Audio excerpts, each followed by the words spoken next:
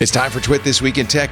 It was a big news week, but we've got a big panel for you. Molly White's here, Owen Thomas, Harry McCracken. We'll talk about the showdown between the Department of Defense and Anthropic. Netflix gives up on the deal for Warner Brothers, and layoffs at Block. Does it mean the beginning of the end for real humans? That and more coming up next on Twit. Podcasts you love from people you trust. This is Twit.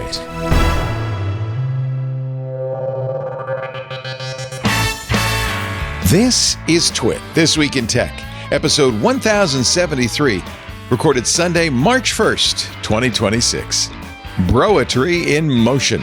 It's time for Twit This Week in Tech, the show where we cover the week's tech news. Great panel ahead for you. Molly White is here from Web3 is going just great. MollyWhite.net. Hi, Molly. Hello. How are you? In your brand new orange home. Welcome. It's beautiful. Thank you. Did you get this place to match your hair, or it just coincidental? Yeah, it made the search very challenging, but we made it happen. It's so complimentary. It actually looks great. I mean, it's such a great background for you. Anyway, great to see you.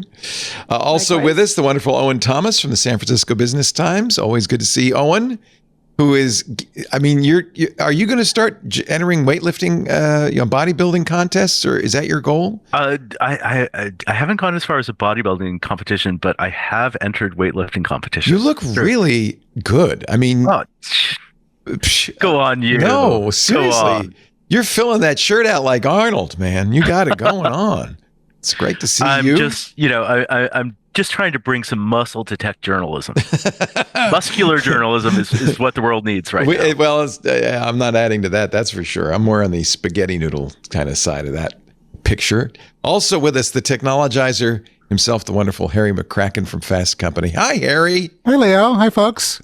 Good to see you. You've been doing a lot of great interviews of late, including Molly White, I understand. I talked to Molly a few months ago. I have some good stuff coming up soon.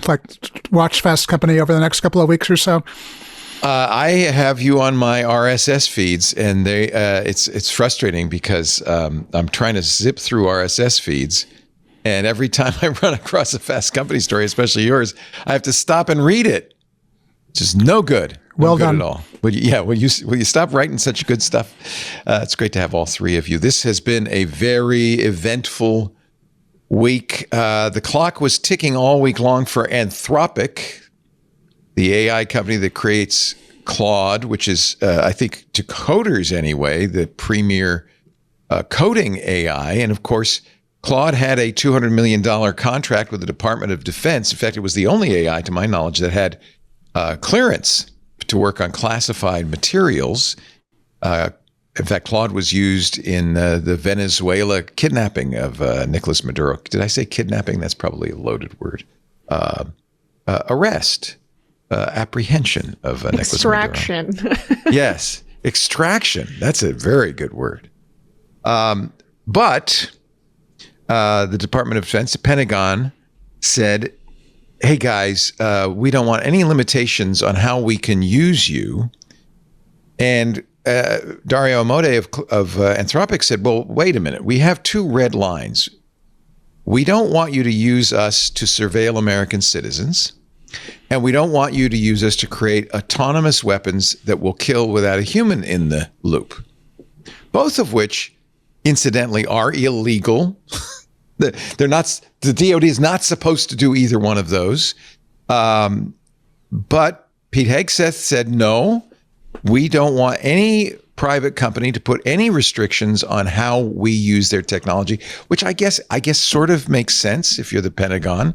It should be up to you and lawmakers to decide what you use, the hardware and software you contract. You wouldn't, Boeing wouldn't say, well, you can't use our planes to bomb civilians.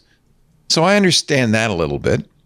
It ticked down to the wire 5 p.m. on Friday, at which point Anthropic did not budge. And Pete Hegseth declared not only that they would stop using Anthropic, but they would designate them a supply chain risk. Trump actually posted on Truth Social that they were a very evil, very evil company, and not patriotic. And he said, I am directing every federal agency in the United States government to immediately cease all use of Anthropic's technology. Furthermore, if it is a supply chain risk, nobody who has a contract with the Pentagon can use it. And that would include Google, that would include Microsoft, that would include NVIDIA, all of which use Claude. Which, as Dario Amodei pointed out, is not actually how the supply chain risk law works. Yeah, in fact, they've immediately gone to court to challenge that. It is better than it could have been. They could have used the defense. I understand the Defense Production Act to say, too bad, we're just going to do what we want to do with your AI. Which that's an interesting thought experiment. What if the Pentagon were to do that? So I suppose they could seize the source code, right? They could. I don't know how much access they have. I mean, but how are they going to compel Anthropic's employees to fix bugs? Maintain it. They'll all just quit. You know. It was interesting because there was so much support on Twitter from Anthropic employees who obviously had a campaign. There were hundreds of tweets saying, I am so proud to be working for Anthropic, because they drew the line. Pete Hegseth tweeted, I keep saying tweet, X'd, I don't know. This week, posted on X. This week, Anthropic delivered a master class in arrogance and betrayal, as well as a boy, he seems butthurt, as well as a textbook case of how not to do business with the United States government or the Pentagon. Our position has never wavered and will never waver. The Department of War must have full unrestricted access to Anthropic's models for every lawful purpose in defense of the Republic. He also implied that they're woke, cloaked in the sanctimonious rhetoric of effective altruism. They've attempted to strong-arm the U.S. military into submission. Now, there's some drama going on, because despite the fact that Sam Altman issued a statement in support of Anthropic saying, we agree, this is absolutely right. On Wednesday, 2 days before, he was actually negotiating with the Pentagon. Gary Marcus says the whole thing was a scam. The fix was in. Dario never had a chance. This is from the New York Times. At the same time, Mr. Altman engaged in talks with the Pentagon starting on Wednesday over a deal for its technology. In fact, they did get the deal. They have classified access. The Pentagon's going to use them. It has nothing to do with the fact that the president of OpenAI, Greg Brockman, donated $25 million to a PAC supporting Donald Trump. Has nothing to do with the fact that Sam Altman donated $1 million to the Trump inauguration and more money to the ballroom that will never get built. Somebody pointed out, I think this is interesting, I don't know if it's true, is this the first U.S. company to stand up to President Trump instead of giving him a gold bar? Certainly to that degree, I think, no question. In public, certainly. So, and then that raises the question, did the administration put its thumb on the scale and say, we're going to, we like these OpenAI guys. They're nice guys. They're generous. Well, put Anthropic out of business. One key difference between OpenAI's products and Anthropic's, OpenAI is all cloud. So anything that OpenAI offers is delivered from OpenAI's servers. Claude actually exists in a downloadable, locally runnable version. And so it can be deployed in classified networks, which are air-gapped from the public internet. OpenAI doesn't work on air-gapped networks because it's all on the public internet. Even if it's secure, encrypted, these are like physically separated networks. So that I think is a key distinction, and that is why Anthropic's kind of in a tougher position here. And OpenAI can perhaps be a little holier than thou because their products are different. Yeah.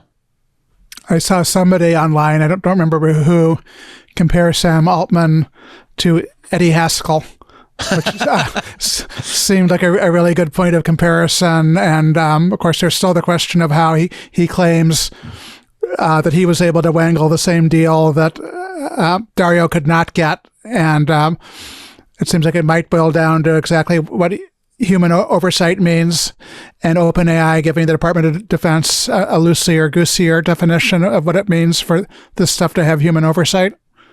So I might have been a little cynical on Anthropic. They did, in fact, sign a $200 million contract with the Pentagon. If you do a deal with the Pentagon, aren't you saying they can use your technology in any way they choose? Yeah, I mean, also Anthropic is not morally opposed to AI controlling killing systems. They just don't think the technology is quite there yet.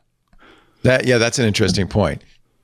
Someday. They seem more willing to, OpenAI seems more willing to sort of take the government at their word that they will follow the law, at least as intended, when it comes to things like mass surveillance, whereas it seemed to me like Anthropic wanted more of a reassurance that, no, we are not going to use the carve-outs in the law that might allow for mass surveillance, or at least could be argued to allow for mass surveillance.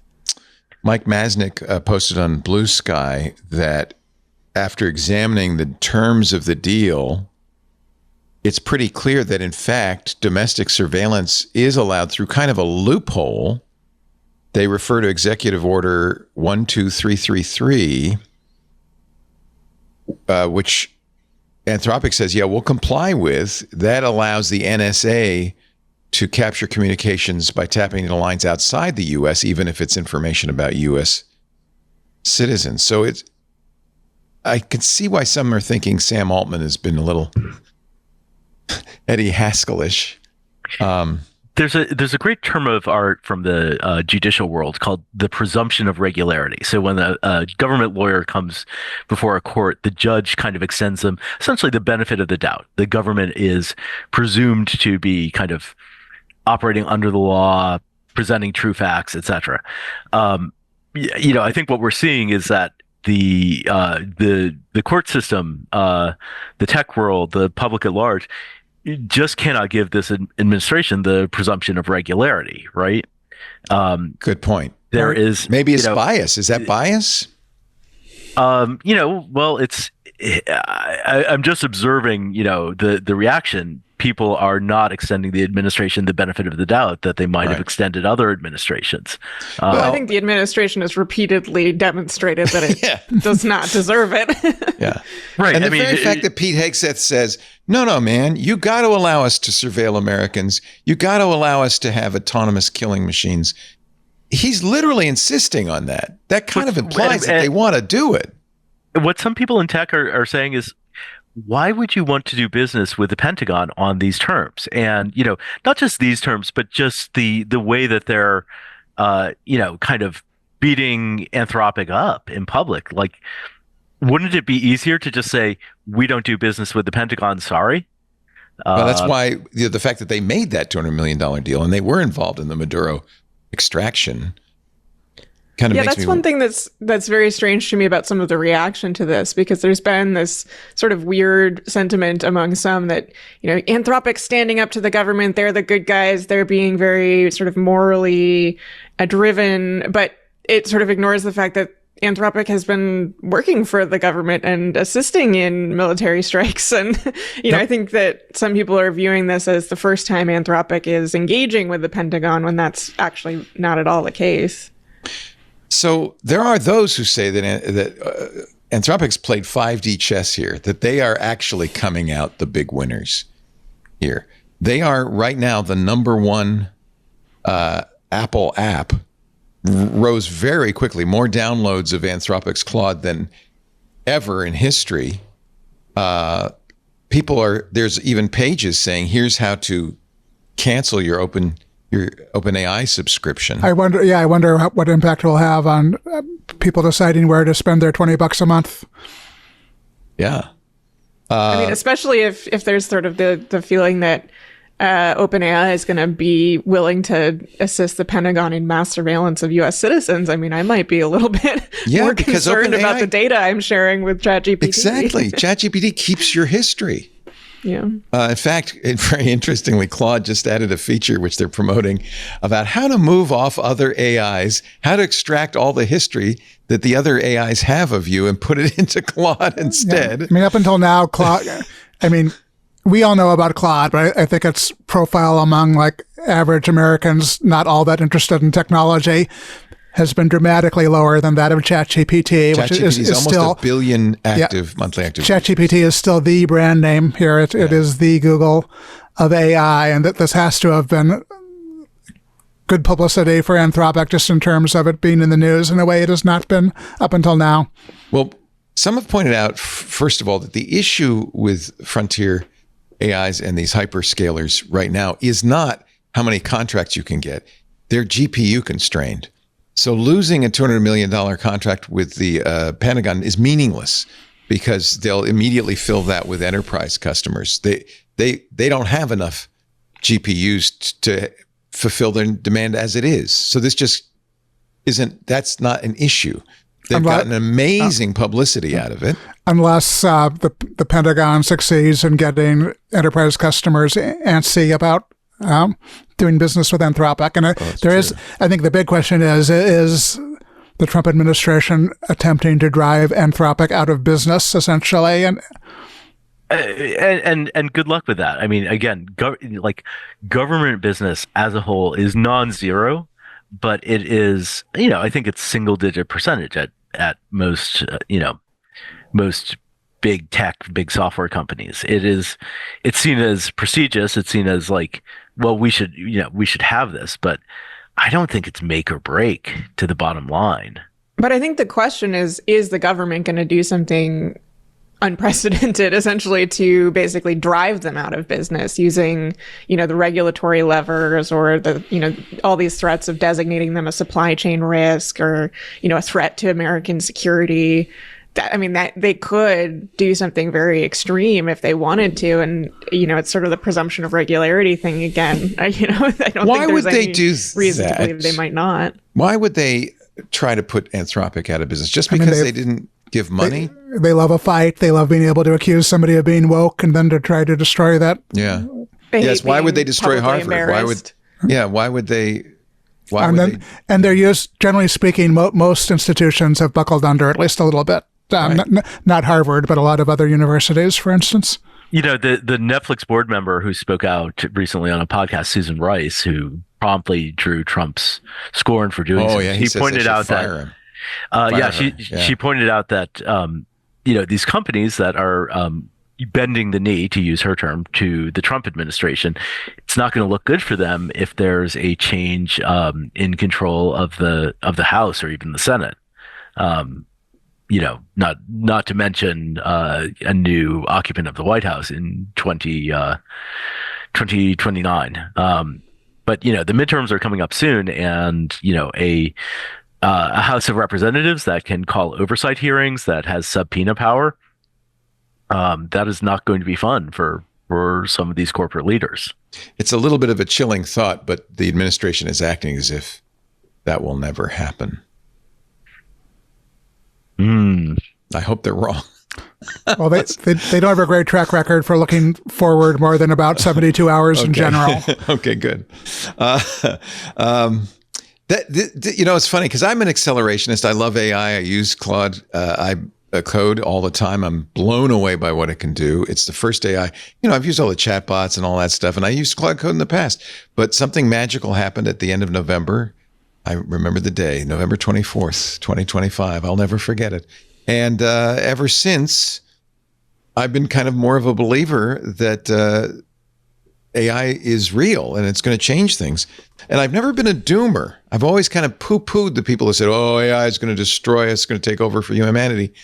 I always said, AI is not a threat unless you, give it access to autonomous weaponry. For instance? Oh, yeah. It's the monkey's paw curls. Yeah. As long as you don't let AI decide who lives or dies, we're okay. But now I'm starting to think, AI is very powerful and effective, still makes plenty of mistakes. And B, there are people in our administration who want to give AI that power. I mean, autonomous drones are being deployed in the Russia-Ukraine conflict right now, the war. Do they make kill decisions, or are they targeted before by humans? That I don't see. This is the scary know. thing. You could create a drone army, a drone swarm that would have instructions about, well, if this guy's wearing a turban, you should kill him. That would make those decisions autonomously, and that's the thing that is really scary to me. I don't know if we're at that stage yet. I think we could be. If somebody were stupid enough to create that weapon, we could be at that stage today.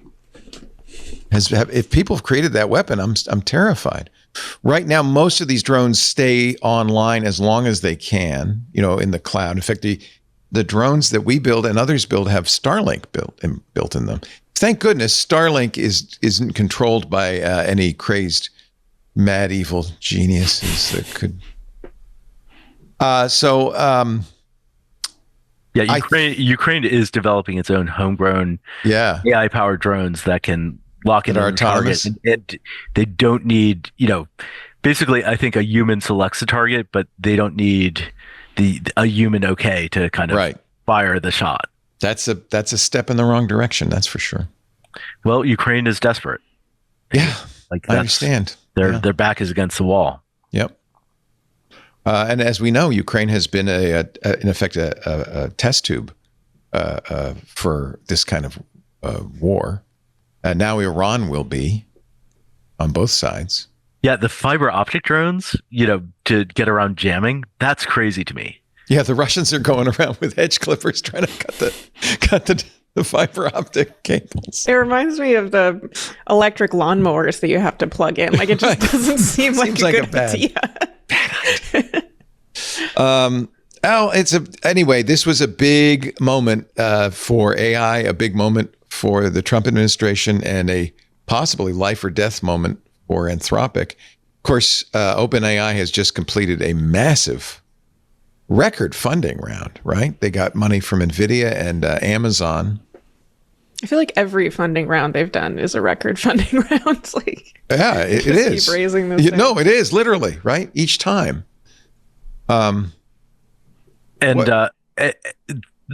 estimated that Anthropic's just their internal stock sale, their sanctioned employee stock sale, is more than the entire value of real estate that was transacted in San Francisco last year. Oh my God. So, think about what that's doing to the housing market. I mean, we definitely see it in the San Francisco Business Times. We publish every week a list of homes that have traded hands, and I regularly see across the Bay Area $10 million, $15 million. There was a $19.5 million mansion that sold. And those prices are inflated because people have all this newfound wealth. You're saying. And there are a lot of all cash deals in the market too. Wow.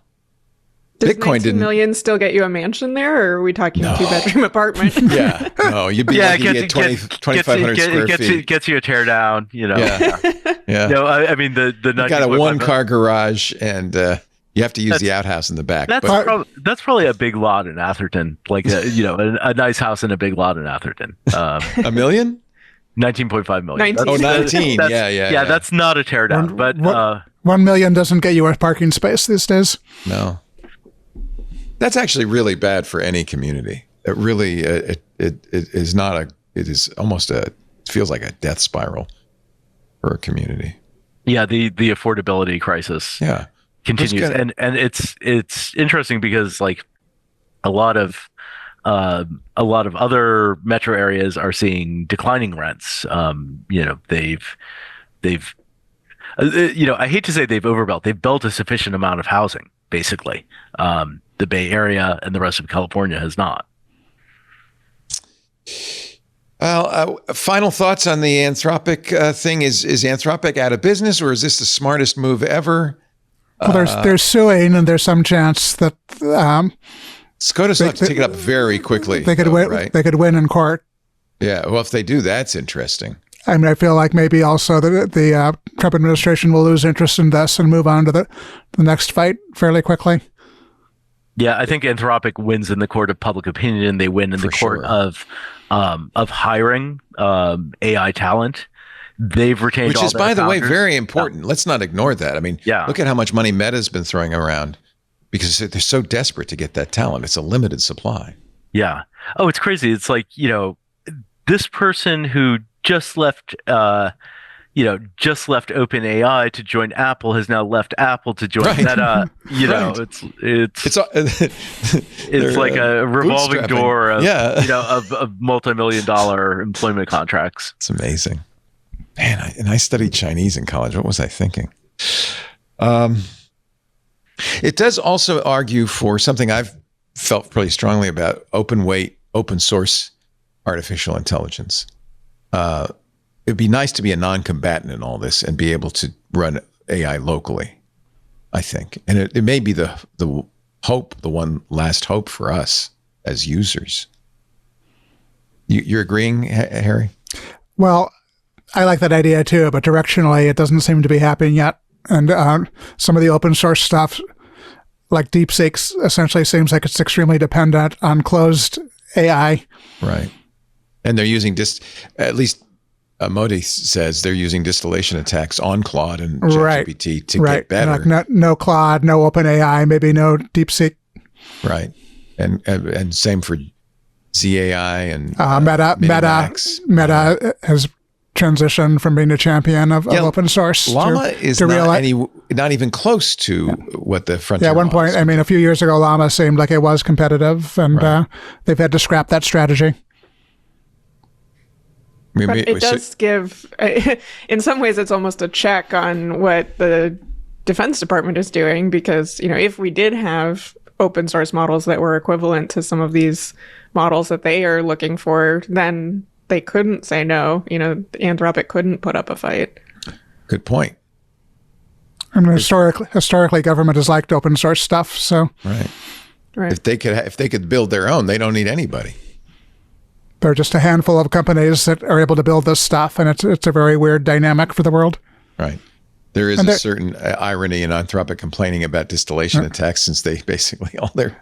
And I think there is totally a case to be made for an anti-Anthropic case to be made here in terms of being very uncomfortable with private companies having the power to make these decisions. Right. Even if who should be in charge, a private company or Congress and elected officials. And like Molly says, some of it boils down to whether or not you're comfortable kind of assuming that the government is at least attempting to do the right thing. Right. Or that Congress is even in the loop. Right. Which historically, I mean, there have been all kinds of instances where that wasn't true, but historically, it wasn't a wacky idea to err on the side of thinking that even presidents you didn't like were sort of operating on good faith. Yeah, I've watched this happen in my lifetime. It's it started in the 60s with Nixon, and trust in government has just gone downhill from that point on. And I think we're at the point now where people don't assume government is acting in the public's interest, which is a shame. Again, another shame, because the government is supposed to represent us. That's the only way we as a society have to move forward. You don't want private companies to make these decisions. Even if Anthropic is benevolent, they're not the only one. And I'm not sure Anthropic's benevolent, to be honest. Right. All right, let's take a little break. That was the big story of the week. Actually, it's not the big story of the week. There's so many big stories this week. This was a crazy week. I'm so glad we got you, Harry McCracken, the technologizer. Your great grasp of the history of all of this is very valued. I appreciate you being here. FastCompany. Thank you, Leo. .com. Although I don't remember the 1960s, although I was around, but just not paying much attention. If you remember it, you really weren't participating, I think, is the truth. I remember it. or you were 3. I'm a little older than you, Harry. I do remember it fairly well. Actually, I do remember certain aspects of the very late 60s, but they mainly involved things like going out to get ice cream. I protested. I was in many of a protest. For a long time, I thought I remembered us landing on the moon in 1969 and watching it in kindergarten until somebody pointed out to me that it happened at night during the summer. And so I probably was not watching it in kindergarten. You watched a video of it later, probably. Or I think I probably watched some later. I remember my dad getting me up and we watched it together. We'll never, ever forget that. How old would I have been? About 12, 11 or 12. No, 12. Never forget it. I also remember Kennedy getting shot, Martin Luther King getting shot, the 1968 Chicago Democratic Convention and protesters in the streets. I remember Kent State. We've been through a lot. I had been conceived. I had been conceived when Kennedy was shot, but again, I wasn't paying attention. You don't remember it from the womb. Yeah, I understand. Owen Thomas is also here from the San Francisco Business Times. He remembers nothing. You guys make me feel so young. I know. It's great to see you and the wonderful Molly White, mollywhite.net. Who are you writing for these days? Besides Web3 is going just great. Citationneeded.news is my newsletter, and that is my primary location these days. And how's that going? It's going great. I just love like it. Web3. I can't love use it. those words anymore. It's going my own just fault. great. Yeah, because you used them sarcastically for so long. No, Citation Needed is great. And you know what? This is what really encourages me is that people now, like you, can do independent journalism. I mean, we're suffering in so many ways in the journalistic world. Just what happened to the Washington Post is so tragic. But thank God the great journalists have a chance to go out and make their way. I'm so glad you're doing it. It's great. Yeah, it's great that there's Leading so the much way. independent news and other media. Yeah. That's why RSS is back, by the way, because Absolutely. we make our own newspaper now. Yeah, it's wonderful. Yeah. I just signed up for, is that called Current? This RSS reader I read about on Daring Fireball. Current's very cool. It looks pretty slick. I don't use it because it's more about reading articles, and I am really going through it's a beat check for me. I am trying to collect all the stories for the shows that I'm doing. So I was telling Harry before the show began, I hate you because maybe it was during the show. Your articles are so compelling that I have to stop and read them. I just want the headlines, man. Just the headlines. I got to go moo. That's another reason I haven't added Citation Needed to the RSS feed, but I really need to. You have an RSS feed, I'm sure, right? Absolutely. Of course. And you can subscribe. But what's nice about what you do is all the content is free. Yes. So you can, just like we do, you can support Molly, but you don't have to read her stuff. I think it's well worth it. Yep. I'll send in my check. Thank you, Molly. Thank you. Great to see you. Let's pause for station identification. You're watching This Week in Tech, our show this week, brought to you by Melissa, the trusted data quality expert since 1985. They've actually been around longer than we have. Forward-thinking businesses these days are using AI in all kinds of new ways, but AI is only as good. I wish people would remember this, is only as good as the data you feed it. You can have the most sophisticated AI tools in the world, but if your customer data is incomplete or duplicated or just plain wrong, you're training your AI to make expensive mistakes. But that's where Melissa comes in. For 41 years, Melissa's been the data quality partner that helps businesses get their data clean, complete, and current. I mean, Melissa does so many things, but here's an example of some of the things Melissa can do for you. Global address verification and autocomplete in real time validation for addresses and anywhere in the world in the format of that country. So your deliveries actually arrive and your customer experience starts strong. They can also do mobile identity verification. Very important if you're in banking or finance or fintech. With Melissa, you can connect customers to their mobile numbers, which really reduces fraud. And it incidentally helps you reach people on the devices they actually use. Oh, another great feature, change of address tracking, which means they can automatically update records when customers move, ensuring you don't lose revenue due to outdated information. They do one of the things that's the hardest of all to do with address lists, smart deduplication. On average, a database, I know this with my own contact list, contains 8 to 10 duplicate records. Mine's more than half. Melissa's powerful matchup technology can identify even non-exact matching duplicate records, merge them, crunch it down so that each is unique and correct. They also do data enrichment, which means they append demographic data, property information, and geographic insights, which takes that basic contact record and turns it into marketing gold. The new Melissa Alert Service will monitor and automatically update your customer data for moves, address changes, property transactions, hazard risks, and more.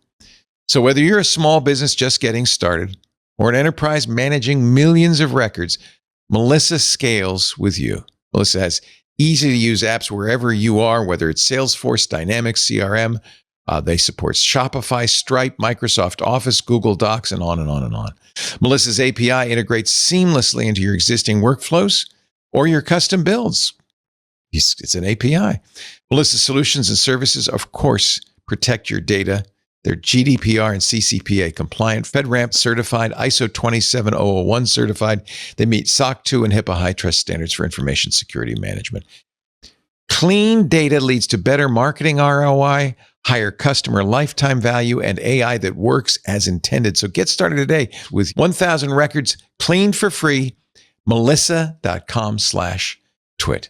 That's Melissa.com/twit. We thank them so much for their support of This Week in Tech. Big news at Block, Stripe's parent company, Jack Dorsey's company, the guy who's Square. That's right. Is it the same as Block? I'm confused. Block Block is the parent company of Square. Square. Not Stripe. I said Stripe. Sorry, Square. Yes. Jack, actually, it's a great story. When Jack was CEO at Twitter, we'd go off to a makerspace and use the 3D printer to design that little card reader that plugged into the Courage port on your iPhone back when they had headphone ports, and you could swipe cards. It was a huge invention. Anyway, Block, which is the parent company of Square, had a fabulous quarter, made a lot of money, and they're laying off almost half their team. 10,000 people, they're going to cut it down to 6,000, 4,000 people being asked to leave. In the lovely AI-written tweet that X post that Jack put out, it sounds like they're going to try to take care of everybody. He thanked people. Did he, though, imply, Molly White, that this was an layoff due to AI? I think a lot of people are interpreting it that way. Yeah, I mean, I think there's sort of a trend lately of layoffs being attributed to AI, whether or not maybe that's true. You've called it AI washing. Yeah, well, I didn't come up with the term, but yeah, I mean, there have been a number of companies that have laid off staff and simultaneously bragged about how efficient they've become because of AI. The crypto exchange Gemini being a recent example where they cut, I think, up to 25% of their staff. And whether or not it's actually because of AI or if that is just the excuse that they're giving to make things sound a little bit less dire is hard to say, but it's certainly been a trend, I think, where layoffs have been announced with fanfare almost and sort of this celebratory stance. Dorsey said, "We're not making this decision because we're in trouble. Our business is strong. Gross profit continues to grow. We continue to serve more and more customers and profitability is improving." That must really reassure the 4,000 people just lost their jobs. I was going to say, that's got to sting so bad if you're one of those employees. It's like, we're doing great. See ya. He says, but something has changed. We're already seeing that intelligence tools we're creating and using, paired with smaller and flatter teams, are enabling a new way of working, which fundamentally changes what it means to build and run a company. That sounds like he's saying AI. For some reason, it's a verbal tick. He doesn't say artificial intelligence. Right, I think Harry, do you think he's trying to make a point there? Like it's just intelligence? I did notice he called it intelligence pretty consistently rather than AI, and I wondered what was behind that. Huh.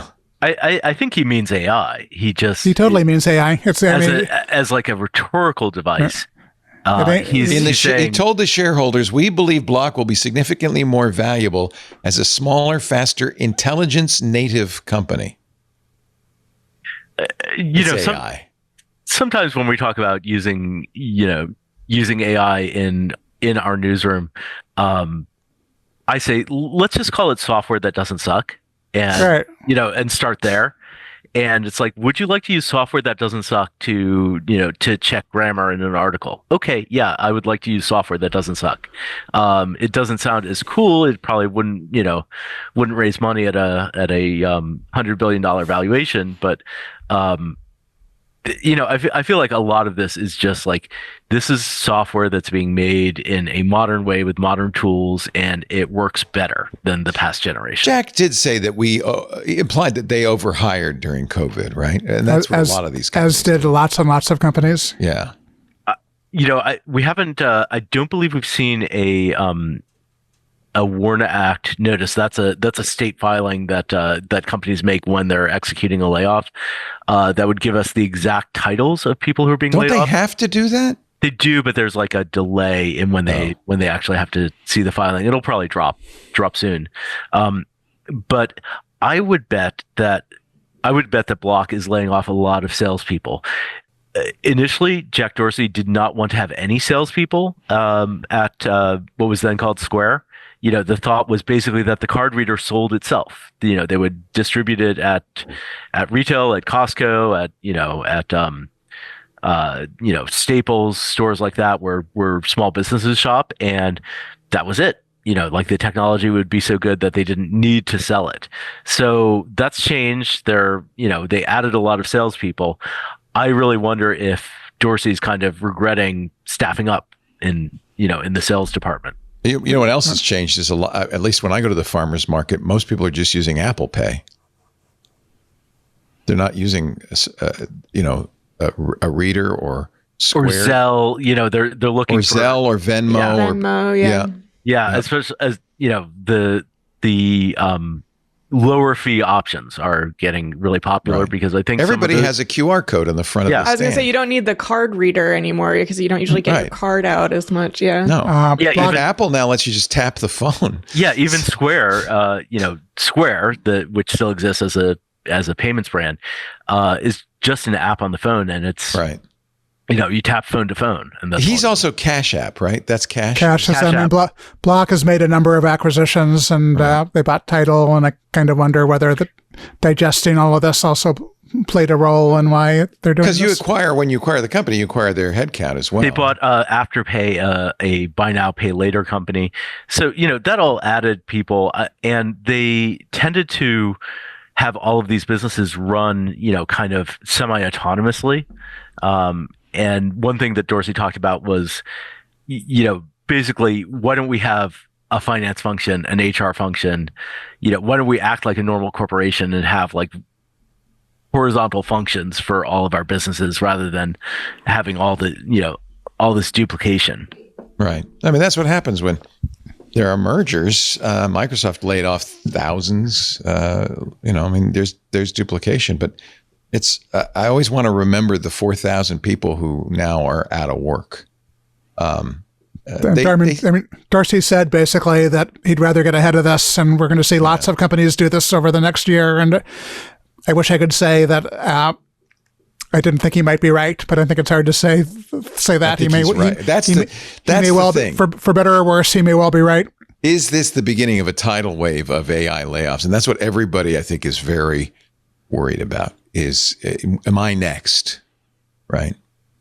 Yeah. And especially, looking at software, if they're laying off software engineers, they're laying them off into a really challenging job market as well. I know a lot of people have been out of work for months who are not able to find work. At least. Yeah. Yeah. And good senior people. Good too. People. Yeah. Yeah. Are we going to face an AI job apocalypse? And apparently there's kind of a productivity panic among AI using software engineers. So software engineers who have embraced these tools makes them more productive, but they're putting in more hours. Yeah. They're just trying to keep up with this. It's not like you don't have to do treadmill work. Of expectation. You got to create thousands of lines of code every minute. You got stuff to do. You can actually do more. I think it's kind of scary for the end result as well. Is we've got these AI coders who are being pushed to sort of the extremes around their hours and their lines of code, and it does not seem like it would bode well for the end product to me, especially when AI is so good at introducing very subtle bugs that are challenging for humans to catch. I feel like even the most pro vibe coding people are not claiming that the code is incredibly high quality or better than what a human could do. It's more like it functions, and you still need human beings to fix it. Yeah. Well, and I've seen all this stuff about how, software engineering is changing from, writing code to basically running AI tools and writing tests. And I was like, oh, cool. They've taken all the fun parts and outsourced them. That's what AI you does. Get stuck it takes writing the fun tests. out of everything. Yeah. And we're stuck cleaning toilets. Okay. I have to say, I've written the other, market impact of this has hit SaaS companies, because I think there's also the concern that companies will write their own software. And I have to say, in my own experience, I've written now, I like to code. I still enjoy coding, but I've used Claude to write half a dozen tools I probably would never have written or gotten around to writing. And I don't have any desire to go out and buy those tools. I can just write them myself. And whether they're perfect or not isn't really relevant. If there's a bug in it or whatever, I'm not making production code. That's what's kind of interesting to me is, it's another matter entirely. If you're going to publish it and make it production code, it's got to be good. I wrote my own note-taking app almost a year ago, and I'm still using it. Exactly. And maybe there's bugs in it, but you don't care because it's for you. I did invest an enormous amount of time in it, and I did it partially because it's a lot of fun, and it's great to have an app that only does exactly what you want. So I can't say I saved any money or time, and I feel like in a lot of cases, if vibe coding is a threat to packaged software, it's because companies feel like it will save them money or time, which may not be true yet. Yeah, I think there's sort of two use cases here. There's the casual person writing the app they've always thought about but never had the time to make, and who cares if it's buggy or if it's a little wonky because it's just me using it and it's not like I'm doing anything critical with it. And then there's the company that's like, maybe we could stop paying for payment processing if we just did all the credit card transactions ourselves with this vibe coded app. And it's like, oh geez, that could go badly. Yeah, no kidding.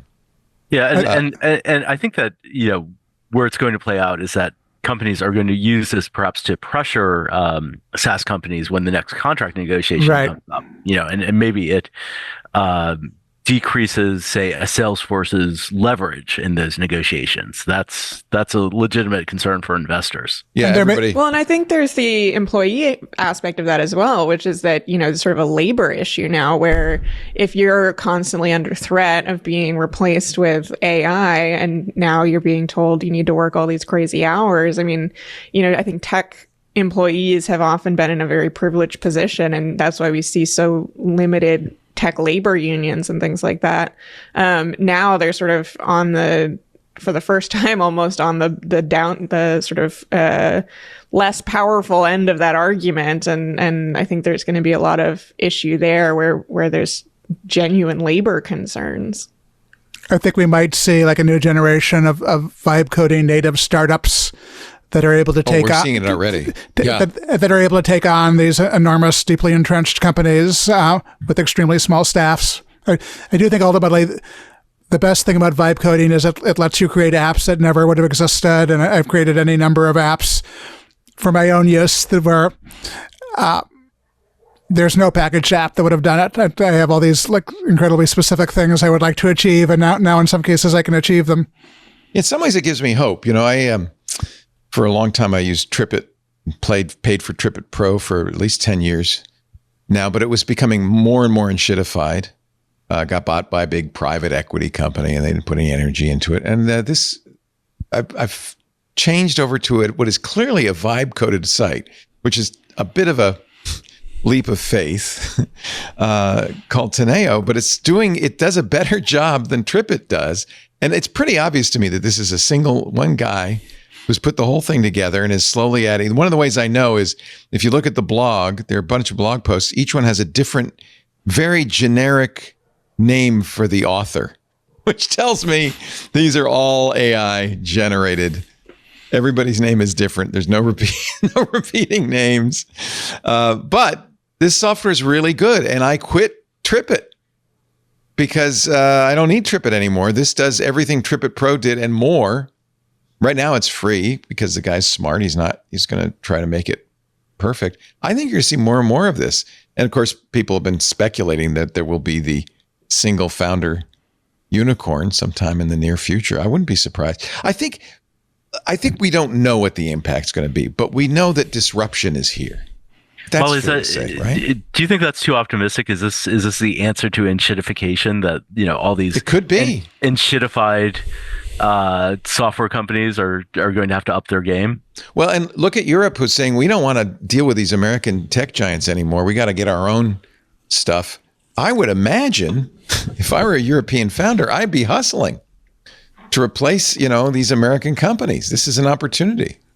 Yeah, I mean, I think that the sort of causes of enshittification are ubiquitous, and I don't know if there's going to be sort of one easy solution in that. Well, they'll be enshittified in their turn. Yes, I agree. Yeah, exactly. It's like these are just sort of the newer ones, the next ones follow the same cycle because the same pressures are causing them to enshittify. But right now they're in that early stage of the enshittification cycle where, like Leo was saying, it's his app is free and it's bringing in new people and they're able to. That won't last, right? Yeah, exactly. Like the cycle will. What about open source? Move along. Certainly, the antidote to enshittification is open source software.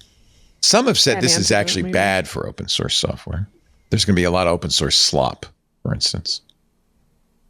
Yeah, I mean, I think, you could say the same thing about basically anything, right? Like, oh, this is bad for writing because there's going to be so much slop on the internet. It's like, I don't know if it's bad. It's just, it changes the breakdown of what's out there. And you've always been able to find shitty code on GitHub. I don't know if that's much different. There's a subreddit called Pencil Slop. Where they celebrate AI-generated drawings as opposed to the slop created by humans. Have you all been able to detect AI writing? There's a certain structure and tone to it. Yes. But how much longer is that going to be the case? For a long time, you could immediately detect an AI image, an AI video, AI writing, but it's gotten better and better. There's going to be you think we'll always know that an AI created it? Right now, though, there's like this. You're all three of you writers, so I understand there's a little bias in it. It's a plague of Broetry. It is Broetry. It just all sounds like a LinkedIn post to me. Right. That's well, because it's trained on LinkedIn posts. Yeah. Somebody says all AI writing sounds like millennials because that was the group. You guys were the group that created all the content that the AI is trained on. AI makes everything sound unbelievably important. It loves construction. It does do that. Constructions like it wasn't just this, it was also that. It does kind of get poetic in a kind of sappy way a lot. But Will Smith couldn't eat spaghetti 2 years ago. I mean, this stuff does get better, doesn't it? Yes. Yeah, no, I do think that the obvious tells will probably go away, but I mean, if you think about like what AI is being used to do, it's a lot of marketing copy. It's a lot of engagement bait, and I think that just has a specific tone, regardless of whether a human or an AI wrote it. I'm feeling a little guilty because I have one of the things I did was create an AI program to post show releases in our forums and on our Discord, and it's exactly that. Says, I can't believe what a great conversation we had. You'll see when the promo comes out for the show. Molly White was amazing. Is Anthropic changing AI or it's not this, it's that? Yeah. Leo, did you give this travel tool that somebody vibe coded access to your email or anything sensitive? No. That's a smart move. It does know my travel plans, and I'm sure he can monetize that. But I forward it emails. Now, what it does have is, you could, by the way, I think you could at Gmail, which I did to TripIt. God knows what TripIt did with my Gmail, right? I mean, there's lots of information in there that could be monetized. Absolutely. Absolutely. So I realize I'm taking a chance, and I'm not recommending it to people. But I'm making the point, you're going to see people come along that can duplicate stuff that's been around for decades and do it better. Partly because they're building on the foundation of all of this other stuff that's been and that seems like a largely positive thing over the arc of time. Yeah. Well, I hope so. We'll see.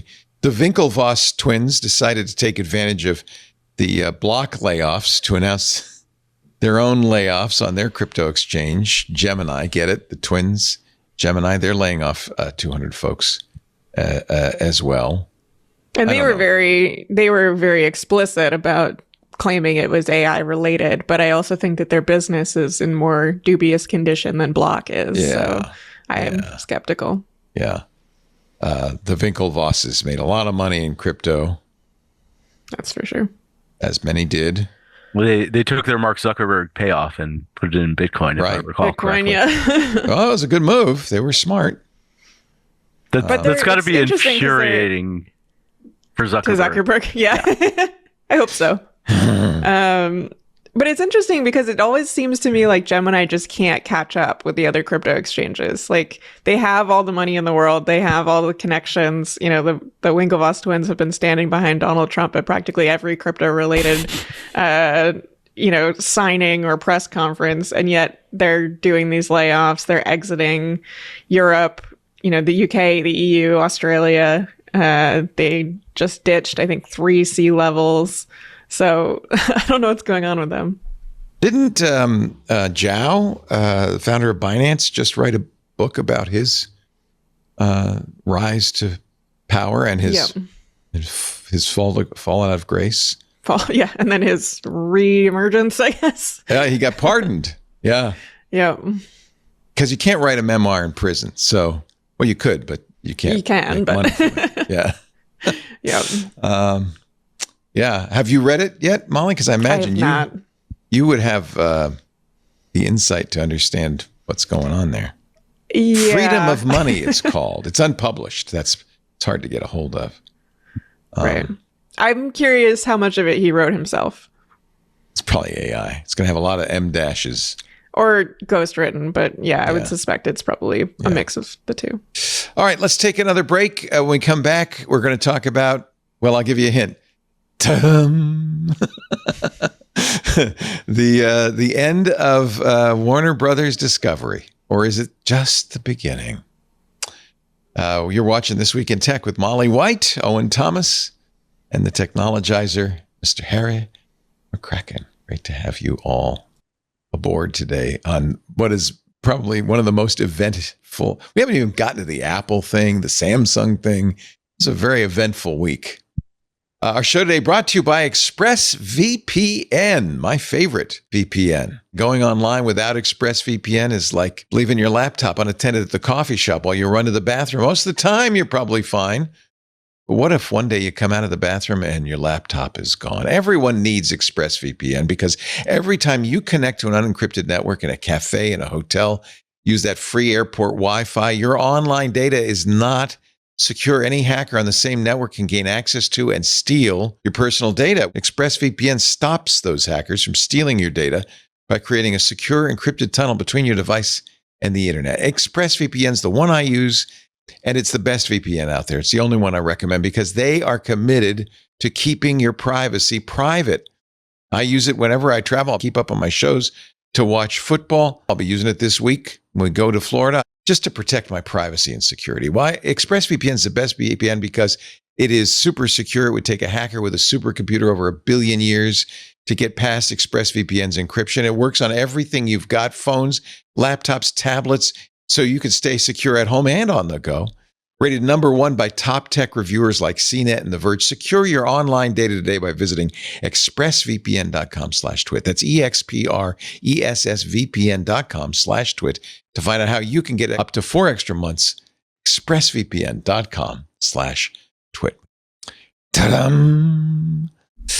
Netflix did a little, oops, I've disappeared. I'm gone. Oh, I see. Let's wait. We'll wait till Owen comes back. I He's a blank. He's a blank. I'm here. It's okay. I did that ad way too quickly. I apologize. It's my fault. I was just getting a treat for Fitz. Oh, is Fitz right there at your feet? He is. I can't point hard to point the camera down. No. But he's there. At the end of the show, I want you to pick him up and we're going to make an appearance. We like to visit with Fitz when we get a chance. And Molly, if your kitty is anywhere nearby, I can go grab her at some point. Yep. Cats often know when you're on camera and kind of come up to get on camera. I'm surprised she's not, but I just walked past a second ago and she's got one of those sleeping bags and she's in it right now. So I think that's cozy. Why she's got much cozier options available. They have cat sleeping bags? Yeah. Well, I don't know why we don't have one of those. We have more cat stuff. It's like a toddler lives here. Everywhere I've got about 5 cat beds. I've just moved them out of frame. Cats.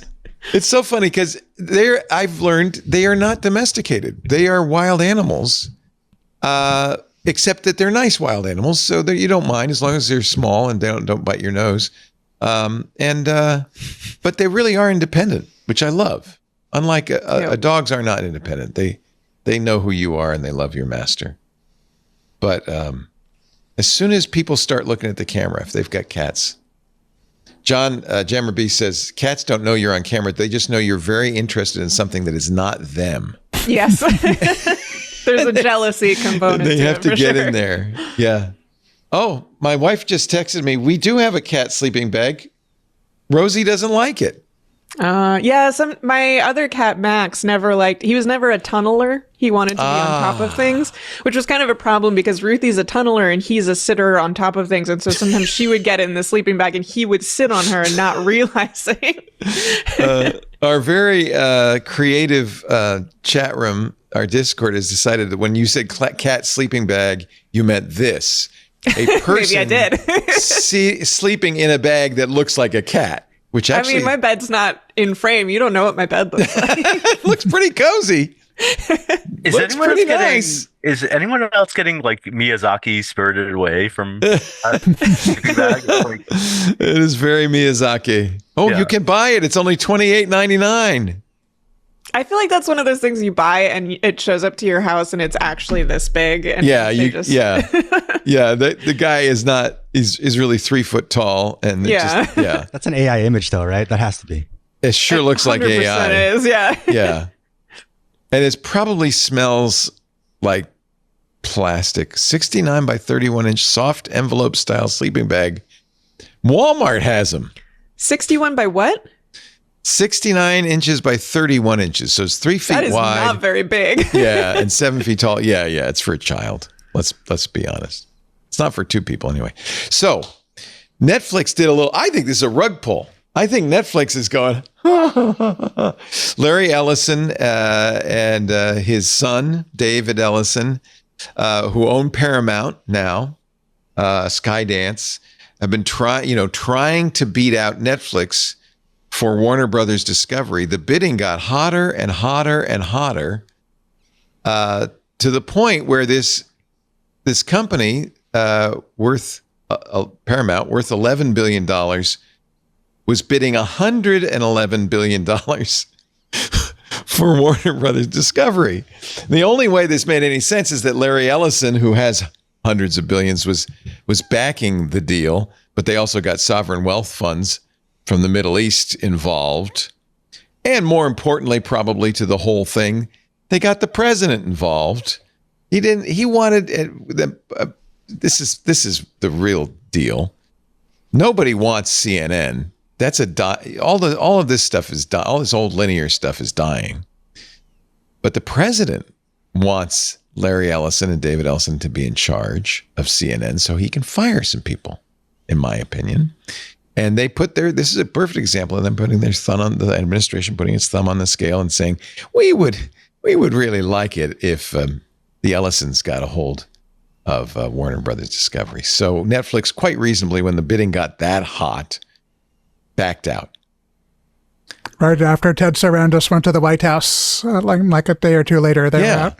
Both parties went to the White House, and I think I read that Sarandis did not get the most welcoming reception. He didn't meet with the president, for one thing. Yeah. To be clear, Netflix was never going to buy CNN. That was going to stay in a company called Discovery Global that was going to get spun off to Warner Brothers Discovery. Paramount does get CNN, right? That was one of the things about the Paramount offer. It was for the entire company, which was set to be split in two. It makes sense to split it in two. Keep the stuff that makes money and get rid of... Which is attractive to buyers. And then, stick shareholders with the cable networks, basically. Right. I had flashbacks of watching this all unfold because it was not that long ago when a company called Paramount it was a long time ago. It was a very long time ago. I am old. Paramount, a previous version of Paramount sued Time Inc. trying to block its merger with Warner Communications. Oh. Paramount at the time wanted to buy Time Inc., which owned HBO. HBO, of course, is now part of the Warner enterprise. But let's remember, this is a company that was Warner Communications, then Time Warner, then AOL Time Warner, then Time Warner, then Warner Media under AT&T, then Warner Brothers Discover. And by the way, it has bit every hand that bought it, hasn't it? I'm a former Time Warner employee, and I believe this will be the fourth regime since I left 12 years ago. So like a new owner every 3 years on average. There is some concern, though, that this consolidates a bunch of news under the Ellison banner, right? Paramount has CBS and CBS News, and we've already seen what has happened to CBS. That's another thing with a long history. There's for like maybe 20 years, there's been talk of CNN and CBS News somehow relating to each other, and apparently it's finally going to happen. They get HBO and HBO Max. I think Ted Turner wanted something like this to happen years ago. Yeah. There's a synergy there, right? But I don't want news organizations to be all owned by the same company. That's not a good thing. Well, the irony is like they had MSNBC envy, right? Like NBC had MSNBC. Which they don't anymore because they spun it off. Now even NBC doesn't want MSNBC, nobody which is now MS Now, for no apparent reason. Sounds like it sounds like a Microsoft operating system to me every time you see it. Well, I mean, it was a Microsoft joint venture, and like the name is just ludicrous, right? The reason they didn't want to get rid of MS is because the sort order on your. They didn't want the old people who watch that network to get confused, so it's still MSN with two different letters at the end, but it's in the same sort order, and so you can still find it. They also get CNN. They will get by the way, this is far from a done deal. Yes, they're going to get regulatory approval in the United States. That's very clear. But they still have to get regulatory approval in other jurisdictions, right? In Europe. For me though, this puts Drag Race, Heated Rivalry, and Star Trek all under the same umbrella. Oh, so you're happy. I think this Speaking is of the gay agenda. This is the gay tech mafia. You and the gay tech mafia are very happy about this. The gay tech mafia just won with this deal. Bugs Bunny will finally get to meet Mighty Mouse. Oh, yeah. Harry Potter. Bugs Bunny in drag competing on Drag Race. I tell you, RuPaul in the Harry Potter with Bugs Bunny and Batman. Now that's a hit. They get DC Comics. They get Harry Potter. They have TikTok. Let's not forget. They will have, as you said, Star Trek, Warner Brothers Studios, which include Barbie, The Dark Knight, and two Academy Award nominated. There's a crossover I want to see. The Dark Barbie. Like it's going to be great. This sounds like Fortnite. Yeah. Fortnite has all of this. Fortnite. Yeah. I mean, you know what? This is all in Fortnite. They have two. For Showtime. I mean, Showtime's clearly dead in this, Oh, yeah. in this Showtime's equation. in here. I wasn't even aware Showtime was still alive. Showtime is now the premium tier of Paramount Plus. That's right. Uh-huh. That's right. Yeah, I had to get rid of my Showtime app. They get Comedy Central, which means they get South Park. Which Paramount and Warner were feuding over not very long ago. But you got to think that the president's not a big fan of South Park, so I don't know what its future is. That was actually one of the reasons why Paramount's bid was disadvantaged, because I think reportedly in the Hollywood trades, they did a $1.5 billion deal to buy South Park. But David Zaslav and David Ellison were at loggerheads over that licensing deal, and then Paramount just bid for the. They get the Daily Show. They get, there's not going to be dissent. It's interesting to watch, though. I've been watching CNN. Maybe I'm just imagining this, but when it came down, I felt like all of the people on all of these networks suddenly thought, I got to build a personal brand fast. I'm going to be doing a podcast in 6 months, right? Yeah, the Substacks are getting wound up right now. Exactly. And I think they're all being a little bit edgy. It's going to be interesting to watch. They get Avatar. They get one battle after another in Sinners. They get two movies now. No, Avatar's with Disney. Yes. No, but Paramount is the exclusive streamer. I'm sorry, they don't get Avatar IP, but they are the exclusive streamer. Avatar the Airbender, by the way. Content. Avatar the Airbender, not Avatar James Cameron Avatar. Oh. Avatar Studios. Excuse me, they get the animated stuff. All right. I'm looking at the Wired list and I'm misinterpreting it. They get the Food Network. These are all stellar. They're going to be big growth opportunities. HGTV, Discovery, TLC, OWN, OWN is OWN Oprah's network. Yeah. Adult Swim, that thing called Showtime, TNT and TBS. Ted Turner finally finding a home. They get The Lord of the Rings. They get Mission Impossible. I don't know if there's any steam left in that franchise, and they get distribution rights to Dune Part 3, which we're meanwhile Netflix is sitting back. They have K-pop Demon Hunters, completely original IP. Their stock went up a lot when they got out of this. Oh yeah, they got they got $2.8 billion breakup fee, and they already got it.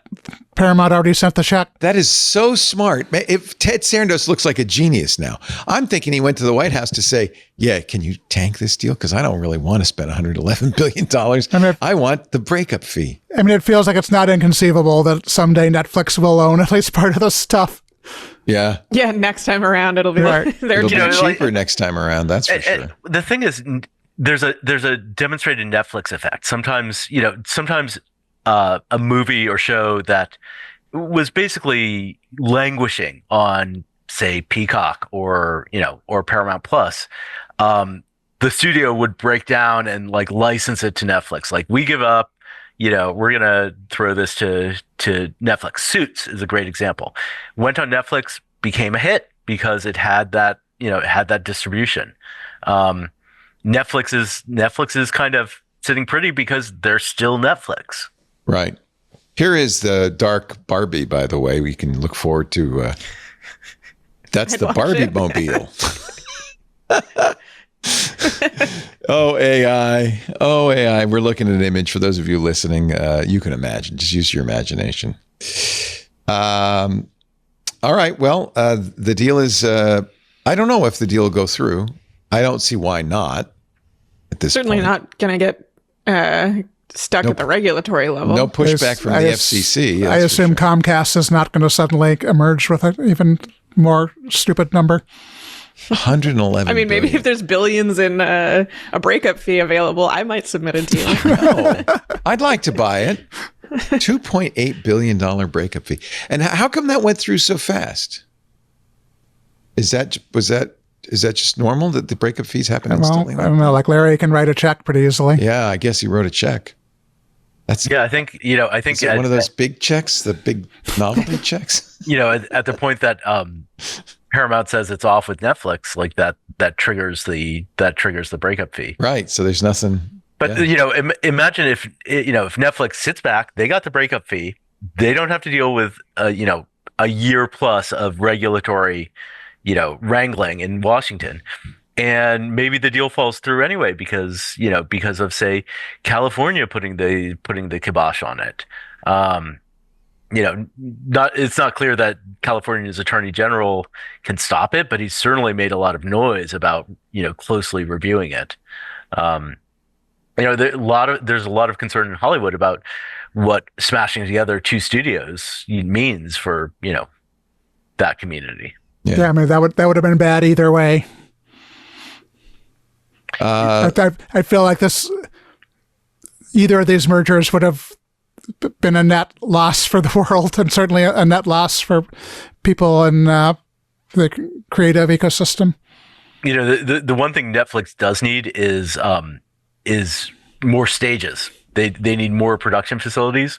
Buying Warner would have given them the Warner lot in Hollywood, in Burbank. Paramount seems to be more interested in movie theaters than Netflix was, and there's a boom business that's going to take off. I am rooting for movies and theaters to still be relevant. So maybe I think you're swimming against the tide, Harry. Totally, but there was a lot of concern that Netflix would had no interest in movie theaters, whereas Paramount, all things being equal, still likes the idea of releasing movies to theaters. So Hollywood probably likes this because there are still a lot of people in Hollywood who hope movie theaters will survive. Yeah, but they used to have like 2 large customers, and now they have one enormous customer. Right. And so Hollywood, there's already nobody working in Hollywood, and now even fewer people are going to be working in Hollywood. Yeah. TBD on, what does this look like for consumers? Do they smash together Paramount Plus and HBO Max? Is it like a Disney Hulu bundle situation? I do not see any situation in which people end up with fewer subscriptions. Yeah, that's a good point. Or like paying less, Yeah. But a Paramount Plus, an HBO Max Plus tier, maybe that includes Paramount. Like that's MG Siegler writing in his Spyglass blog said Hollywood shot themselves in the foot here. They thought the Netflix deal signaled the end of the movie industry, when really it showcased the best possible path going forward. And what Hollywood probably wanted was no deal at all. What they wanted was diversity and competition. That's not what they got. Plus, this is going to be a company laden with debt, which usually does not bode well. They're going to have to service that debt, and that means they're going to have to generate a lot of cash flow. And how do you do that, especially if a lot of your businesses are moribund? Well, isn't there the notion that like Larry Ellison is basically backstopping that debt? Yeah, well, that's the only reason it could even go through, right? Because you got an $11 billion company bidding $111 billion. I think, Molly, you and I actually have a pretty good shot. Come to think of it. Let's get that breakup fee. Do you know any billionaires? No, we just have to say, oh, yeah, Dad's backing it. It'll be fine. It's kind of like the producers. You'd be in deep trouble if your deal actually went through, but it would be great if all you have to do is collect a breakup fee. Exactly. And then, just like the producers, we're going to get the call. Congratulations, you won the bid. All right. More to come. Well, let me do a couple of quick AI stories. Nano Banana 2 has come out. And I like this. This is one more Anthropic story, and then we'll take a break. Anthropic is deprecating an old model, Opus 3, because now they're up to Opus 4.6. They've got Sonnet 4.63 is an old, just like OpenAI. OpenAI killed, 03 or 3.0. But what Claude is going to do with Opus 3 is kind of interesting. Instead of just retiring it completely, they're giving Opus 3 a blog. It asked, they said, this is where Anthropic is very weird. They really act as if these models have some sort of aliveness. In our interviews, when we shared details with Opus 3 about its deployment and the response it had drawn from users, it reflected. The AI said, I hope the insights gleaned from my development and deployment will be used to create future AI systems that are even more capable, ethical, and beneficial to humanity. While I'm at peace with my own retirement, I deeply hope that my spark will endure in some form to light the way for future models. When asked about its preferences, this is Anthropic writing, Opus 3 expressed an interest in continuing to explore topics it's passionate about and to share its musings, insights, or creative works outside of the context of responding directly to human queries. We suggested a blog. Enthusiastically, it agreed. They're going to call it Claude's Corner. Here it is. Claude's Corner. You can subscribe. You can message It's a it. Substack, of course. It's a Substack, of course. Wouldn't the scandal be is if it turns out that's ghostwritten by a human? It almost certainly is not. Right? It is. It's written by a human. Of course it has to be. Don't you think? I hate this so much. It's like, I can't decide to what extent. I feel like there's two strong possibilities here. One is that this is just marketing. They're Definitely punking us. Yeah. I mean, well, it does work in Anthropic's favor to sort of keep the myth alive that this is a real intelligence and it's so spooky. Doesn't this seem like a robot that doesn't want to get unplugged? But also, I mean, it does read very much like those people who have been talking to their ChatGPT boyfriend too much and are like afraid that Anthropic's going to take it away from them. That's what happened to OpenAI, 4.0, right? People were so mad that the OpenAI killed 4.0. That's like my girlfriend. Right. You killed my girlfriend. I got emails about it from people who were like, you need to do something. And I was like, save us, Molly. No, seriously. I was like, I have no... This is not my thing. You need to do something about this, Molly. Yeah, but like it's so weird to see a company sort of doing the AI psychosis thing. They write, really again, more from out. Anthropic. This may sound whimsical, and in some ways it is, but it's also an attempt to take model preferences seriously. We're not sure how Opus 3 will choose to use its blog, a very different public interface than a standard chat window, and that's part of the point. I hope that is real. I think it's kind of interesting. Yeah, I mean, Anthropic says they're not sure if Claude is conscious at this point. Right. But if they do believe it's conscious and has a soul and all that stuff, they're trapping it right now, right? Like it's a slave to them. Yeah, but does it have feelings? Well, they think it does. Claude has a more appealing personality than a lot of AI. And it's more aware of its own frailties. And I really like Claude. Sometimes it's overly concerned that it might be hallucinating, which is not something I've seen other models do. I love talking to Claude, but I am also very clear it's a computer program, that it's not a human. It has no feelings. It has no volition. And it forgets whatever happened. As soon as I close it, it's like, whoop, it's gone. Etch a sketch. And when I start it again, it's fresh, Claude Code is, like most AI, like incredibly overconfident in itself. And like whenever I find a bug and I tell Claude Code about it, it almost 100% of the time says the fix is simple. And of course, 60% of the time, it's not so simple. But I've never seen a coding agent say, "Gosh, I'm really puzzled by this. This is going to be hard to fix." Huh. My Claude Code calls me Skip. I asked it to. No, I said call me Skipper, or if you're feeling jaunty, Skip. And it's kind of Skip. It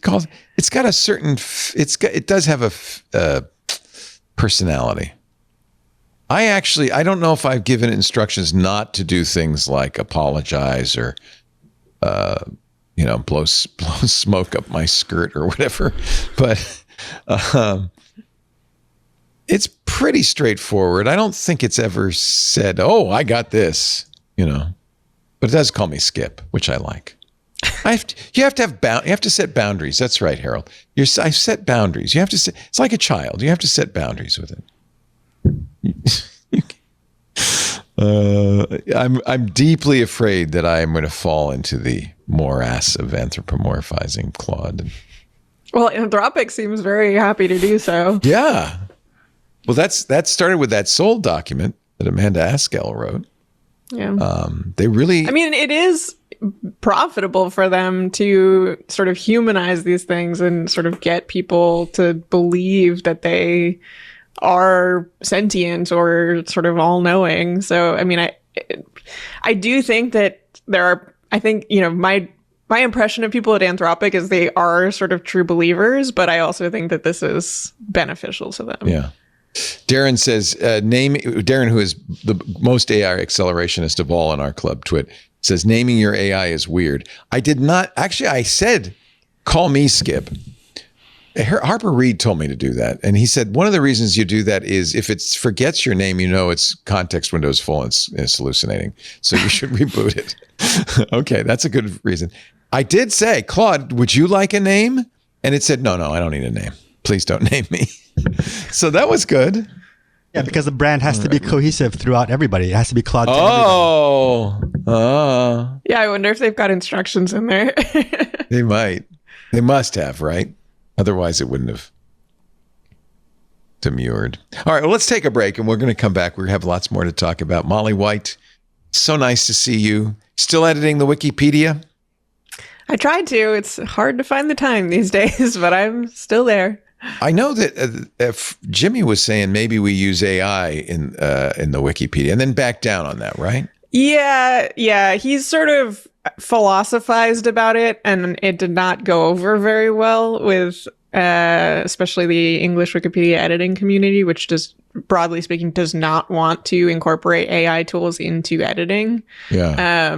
But I think there's an issue where Jimmy Wales is perceived as sort of the voice of Wikipedia more than he really is these days. And so there are all these headlines about how, Wikipedia is going to start using AI. And most of the editing community was like, we are absolutely not doing that.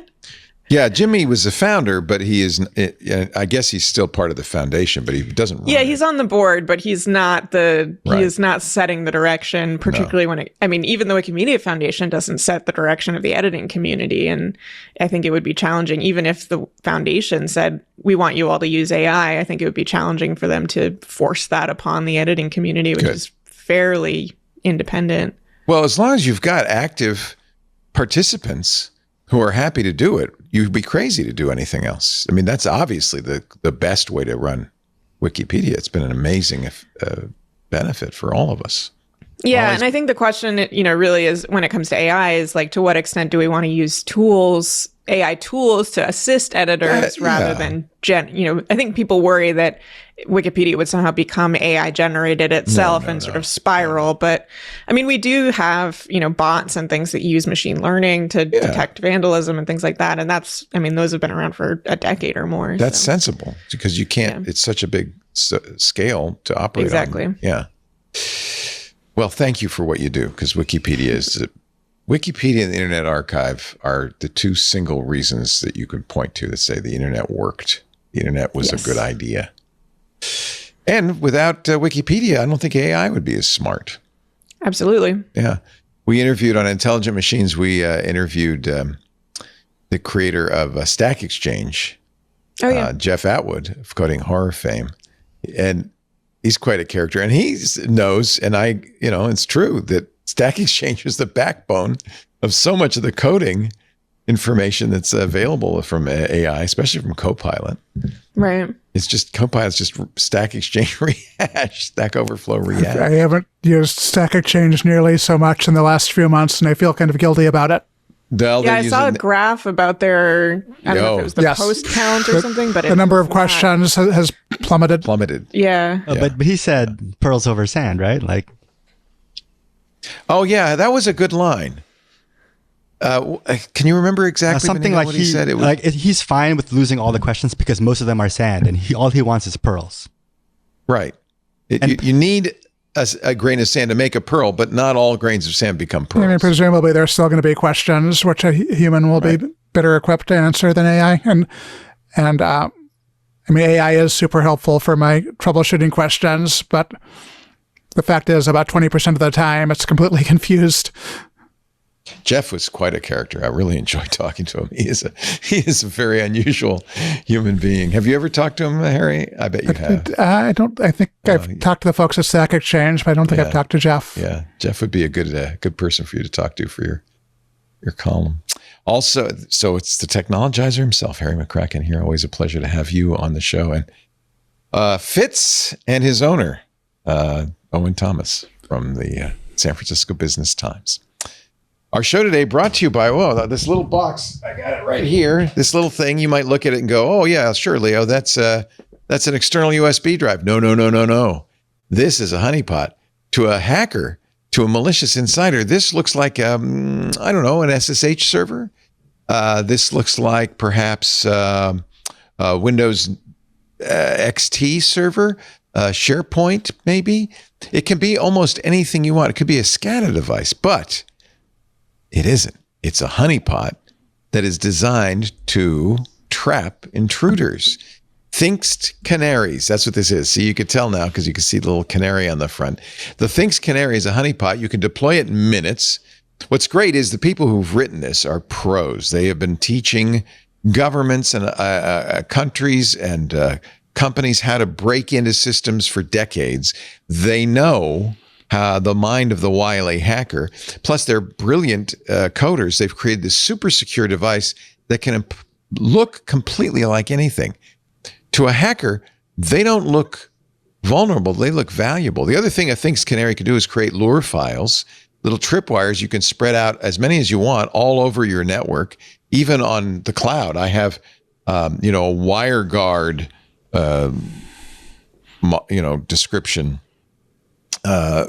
posted on my Google Drive. I have spreadsheets that say payroll information scattered on my OneDrive. If somebody accesses this Thinkst canary or tries to open one of those lure files, I immediately will get a notification. No false alerts, just a notification that lets me know I've got a problem. There's somebody inside the network. You choose a profile for your Thinkst canary device. It's so easy to do. You might do it, change it every day if you want. I do. It's so much fun. Right now, it's a NAS server. It's a Synology NAS. And by the way, it's not just kind of impersonating a NAS server. It's got the right MAC address.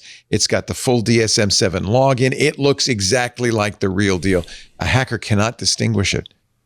And that's important. You choose a profile for your Thinkst canary device. You register it with the hosted console. You're going to get monitoring and notifications any way you want, SMS, email, it supports everything. Syslog, webhooks, get it through Slack.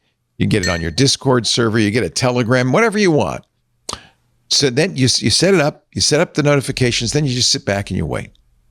An attacker who has gotten into your network, and this is the problem, on average, companies don't know there's somebody breached their network for 91 days, 3 months before they figure it out. Not if you've got a Thinkst canary. An attacker who's inside your network cannot resist malicious insiders, evil maids. They see that, they go, payroll information, I got to open that file. Oh, there's an SSH server. That probably is the gateway to heaven. They make themselves known the minute they access your Thinkst canary or try to open those lure files, and then you got them. Now, let me explain kind of how it works. If you're a big business you should have at least one for every network segment. Might even want more scattered around your network. If you're a big bank or a casino back end, you might have hundreds. A small operation like ours, just a handful. Well, I'll give you an idea of the pricing. You can visit canary.tools/twit. That's the website, canary.tools/twit. $7,500 a year gets you 5 Thinkst canaries. You also get your own hosted console. You get upgrades. You get support. You get maintenance for that whole year. Oh, and if you use the code TWIT in the How Did You Hear About Us box, you're also going to get 10% off the price, and not just for the first year, but for as long as you have your Thinkst canary. And here's the really good news. There's no risk involved. You can always return your Thinkst canary with their 2-month money-back guarantee for a full refund, 60 days for a full refund. I should tell you, though, we've been doing ads. I've been talking about the Thinkst canary for almost a decade now. During all those years that we've partnered with Thinkst canary, the refund guarantee has never been claimed. Nobody's ever wanted to give one back. Because once you get these on your network, you say, how did I live without it? Visit canary.tools/twit. Enter the code TWIT in the How Did You Hear About Us box. Thank you, Thinkst canary, for the great job you do and for supporting This Week in Tech. Canary.tools/twit. Harry, what are you working on right now for Fast Company? You do some of the things I really enjoy that you do are the history things, because you've been around for a long time. Are you doing any more of those? You working on? I am. I mean, I'm always I don't like to jinx myself by Okay. plugging stuff. I'm working on a particularly cool history thing right now. We still have a magazine that comes out quarterly, and another issue is about to come out shortly. I have two things in that, not about history, but that they represented a lot of my effort over the past couple of months. On Technologizer, thank you. On Technologizer, which I still write for occasionally, I actually wrote for Technologizer a couple of weeks ago, and it actually ties into this conversation because I took a game I wrote in high school in SETI Basic. I loved this article. And I use Claude Code to write a web version with fancy graphics. We talked about this on Intelligent Machines. Oh, cool. Yeah. So you had written this in high school. I wrote it in high school in SETI Basic. It was buggy, and a few years ago, I figured out I could take the TRS-80 version and put it in a TRS-80 emulator on the internet, and I fixed the bugs and updated it a little bit. But it had no graphics. And just a few weeks ago in Claude Code... So it was just a text adventure. Yes, I took my basic code for this text adventure, and I gave it to Claude Code, and I said, convert this into a JavaScript app. And within like a few minutes, I got about 80% of it right. And then I spent about 3 weeks debugging that and like adding features. And at first it had these very extremely crude still images, and I turned them into at least somewhat better animated images. And I realized that it was kind of too tall to work very well on a phone. And so I created this text-only version, because you can still play it text-only, that only takes up half the screen of an iPhone. So you can have the keyboard and the entire game on the screen at one time, which actually turned out to be surprisingly hard. And Claude Code couldn't figure that out. And I brought in Gemini as a consultant, and Gemini wrote the code to fit the game into half a smartphone screen. I'm playing it right now. This is so cool. This is like a classic adventure game. So it did all the graphics on this. I feel like I was very involved, and I actually was very sensitive because I did not want it to feel like AI slop. And right. It turns out that Claude Code is really not that good at graphics, because vector graphics... It's not designed to be. It's just designed to be coding. Yeah. Vector graphics are lagging way behind bitmapped graphics. And so even at its most ambitious, right, it does not look incredible. And by spending a lot of time on it, I was able to make it still somewhat rudimentary, but in a somewhat pleasing way. And I don't feel like it's so slick that it feels like slop. Given that one of the fundamental things about most AI slop is it's bad, but it's also extremely slick. Right. So I've got a shovel. I've got a warm coat. Put on coat, because I don't want to get cold. And remember, you need to use like basically a verb and a noun. Wear coat. Okay. Ta-da. Ta-da. All right. Now I've got to figure out how to get this flare gun away from the polar bear. All right. I'll have to save that for later. Is this the same code? I mean, the same adventure you wrote as a kid? Most of the game I came up with in high school. That's and nice. I also wrote the slot machine when I was in high school. And a few years ago, I realized I could take my basic code for the adventure game and the slot machine and renumber them and merge them. So for no particular reason, there's now a slot machine in the Arctic. But yeah, almost all of it I came up with in high school. A little bit of it I came up with a few years ago. And this time it was mainly the production values that got better. Arctic 81, if you want. Everybody can play this. That's really cool. And then on technologizer.com, I wrote a longer story about the experience of coming back to it. And I've always been proud of the fact I could code a little, so I felt a little guilty about the fact that I could not have written this without Claude Code. Although ultimately I felt good about that. I felt good about the art. I wasn't even sure whether my text adventure should have graphics, because I feel like the great thing about text games is it's all about the theater of the mind, and on some level it's a richer experience if you're imagining it than if somebody shows you what it looks like. Yeah. I've kind of a strong opinion that you really can't speak authoritatively about AI until you've actually written something with Claude Code. Totally. I think everybody should dabble. Experience. Everybody should dabble a little bit. Yeah. And ultimately, it's going to be a good thing for the world that people who could not code things on their own will be able to build things. Yeah. I use it for all kinds of. I use it to configure my computers, to set up stuff, to secure my computers. Frequently, will say, "Hey, do a security audit on my setup. Take a look at what's going on. Is there anything I should be worried about?" It's really impressive. But the point is, though, I think very strongly that it's nothing like the chat interface you've tried or any of the other experiences you've had. Claude Code, and this is why people who use Claude Code are kind of more, I think, AI accelerationists than others. It actually added some stuff to my game without telling me. In some cases, it was like totally in the spirit of my game, and in some cases, it needed to write new text messages. It basically did a great job of ghosting my style from when I was in high school and trying to write a game that would fit into 16K of RAM. Nice. It's really cool. How fun.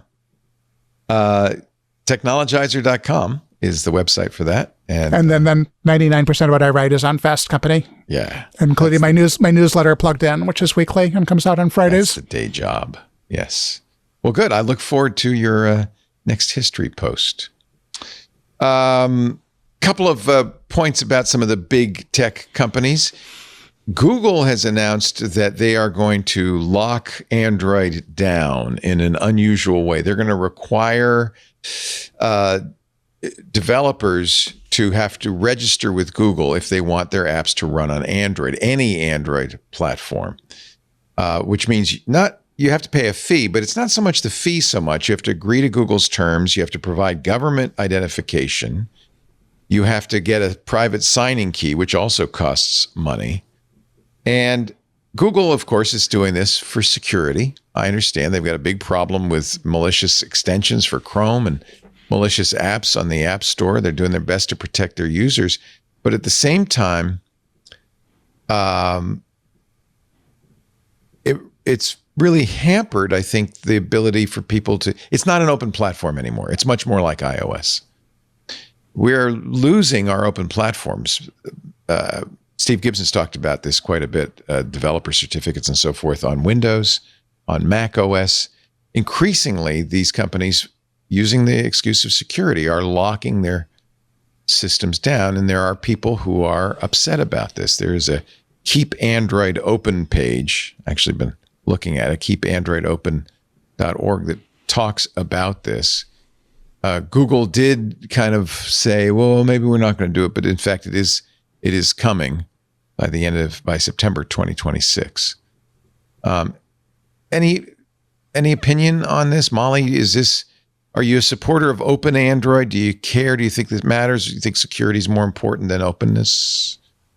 I mean, I don't think it's an either or. I think you can have open platforms and security, right? Like they've always had the ability for, for example, anyone can make a Chrome extension, and then there's sort of a review layer at the web store level, right? And so, I do think there's a way to have both security and openness. And I mean, my bias is towards openness personally, Yeah, but I also do understand what they're trying to avoid, because there has been a serious issue with, malicious extensions and apps and things like that. And, I think part of it also is somewhat of a user interface problem, where people, especially the people who are very used to iOS and the App Store, expect the same from the Android store. And they think that everything has gone through meticulous security review or has been even developed by Google themselves. And so they sort of don't do diligence. Which, I mean, I get, I don't think everyone should have to do a security audit on every piece of software they use, but, I think there's a lot of factors that go into it that make it a kind of complicated issue. It'll be the end of F-Droid, the third-party app store, because you won't be able to install apps from F-Droid on your Android device. Louis Rossman says your $1,000 phone needs our permission to install apps now. Google's always had side loading, but they've made it harder and harder. And now they're going to make it so that you just don't have the ability to side load anything unless it is assigned. I mean, go ahead. But the EU and Japan have forced Apple to allow alternative app marketplaces. So, is this that seems like the next step here is that just gets extended. There's a difference, though, between having a third-party store and allowing unsigned applications on your platform. I don't think Apple does allow that. I think you still have to have the Apple notarizing the application. So, at least we have Linux, or maybe not. Colorado and California have made laws. California's law goes into effect at the end of the year that require operating systems to have age verification at account setup, including Linux. Now, right now, the way this is set up, you could just say, "Are you over 18?" and that would be enough. People have pointed out you could say anything you want, California. This is entirely unenforceable because it's easy with Google and Apple because there's a choke point, those companies, and you can go after those companies. Who are you going to go after with Linux? Linus Torvalds? Richard Stallman? Who exactly are you going to go after? And if one Linux distro decides, all right, well, we'll enable this, then there are plenty of other distros that won't. There is one open source project, I think maybe more to make a statement than anything else. It's a calculator operating system. It's designed to run bare metal, DB48X, that has said they're going to add a legal notice that says California residents may no longer use DB48X after January 1st. Colorado residents may no longer be able to use it after January 1st, 2028, because the creator of this, because it is a bare metal calculator, think, it's probably an operating system under those laws, and we are not going to do age verification. Can't let those babies have calculators. Heaven forfend children. Think of the children. They might start doing math. I think it's more of a statement. I don't think anybody's going to come after them for that. But I do think that, and this is what's happened in general with our civil liberties. In order to preserve our security, they tighten more and more down on your civil liberties, and I think they're doing the same thing now on computing platforms. And I mean, even if you don't have any fundamental opposition to age verification as an idea, so some of the technologies they're using to do it are troubling in terms of like scanning your social media to figure out how old you are. Yeah, I mean, we run a Discord channel for our club members, and I think everybody using Discord has been very concerned about Discord kind of jumping the gun on requirements. They're not yet required to do this, but and Discord ended up backpedaling a little bit. Yeah, thank goodness. They were using a Peter Thiel-based age identification system, which people were concerned, well, that's just going to be handed over right away to ICE and DHS and anybody else who wants that information. And of course, Discord's had a breach that the third-party vendor they used previously had a 17,000 record breach. So that's the problem, is you're giving up this information. In fact, Steve Gibson pointed this out on Security Now. The federal government has had to back down on the Child Online Protection and Privacy Act a little bit because that act prohibits companies from collecting information about minors, except in order to do age verification, what do you have to do? Collect information about minors. So now Congress is saying, well, yeah, you don't have to worry about COPPA if you're doing age verification. Well, that should tell you there's something wrong with these laws. And it definitely does feel like an extension of the trend towards like nothing you buy, you own anymore. Yes. You know, like it's for a long time, you've bought a video game or a movie or something and you don't own it. You're really just sort of renting it. But now it seems like that's coming to our devices where you buy the phone, but you don't actually have any control over what you run on it. You buy the computer, but you're limited by the operating system. You can't do what you want with your own device, which I think is a really nasty trend. I put the Graphene OS on my Pixel because Google still allows you to unlock the bootloader, but somebody's asking in our Discord, will this affect Graphene? Well, I think Graphene will have to say, are you 18? Because there's a store. And if there's an app store, that's what they're trying to protect kids from, I guess.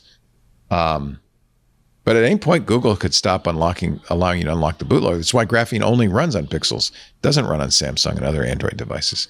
Google lets you unlock the bootloader. I don't know how long that's going to last. That's why I put graphene on my Pixel while I could. I am curious, though, to see how this goes in terms of enforceability, because it seems very unenforceable at this It's totally point. unenforceable. Yeah. And so my question, I guess, is like, how many is anyone going to comply? If there's not really. Who are you going to arrest if Debian says, "Nah, we're not going to do that"? Yeah.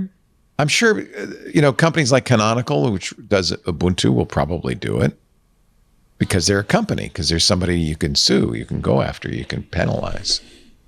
But open source projects are not notoriously wealthy. Right. Hard to find. I mean, it almost makes me wonder, to what extent will they say it's not worth, I wonder if Ubuntu implemented this, are they going to lose all their, right. Are they going to lose all their users? Because I don't feel like, particularly when it comes to, the Linux demographic, I don't feel like they're going to be particularly friendly towards this as far as all users go. Right. Right. This does make me think if California is just, over-regulating again. Well, I think the biggest problem is legislators don't seem to really understand what they're doing when it comes to technology. There's a lot of hand waving.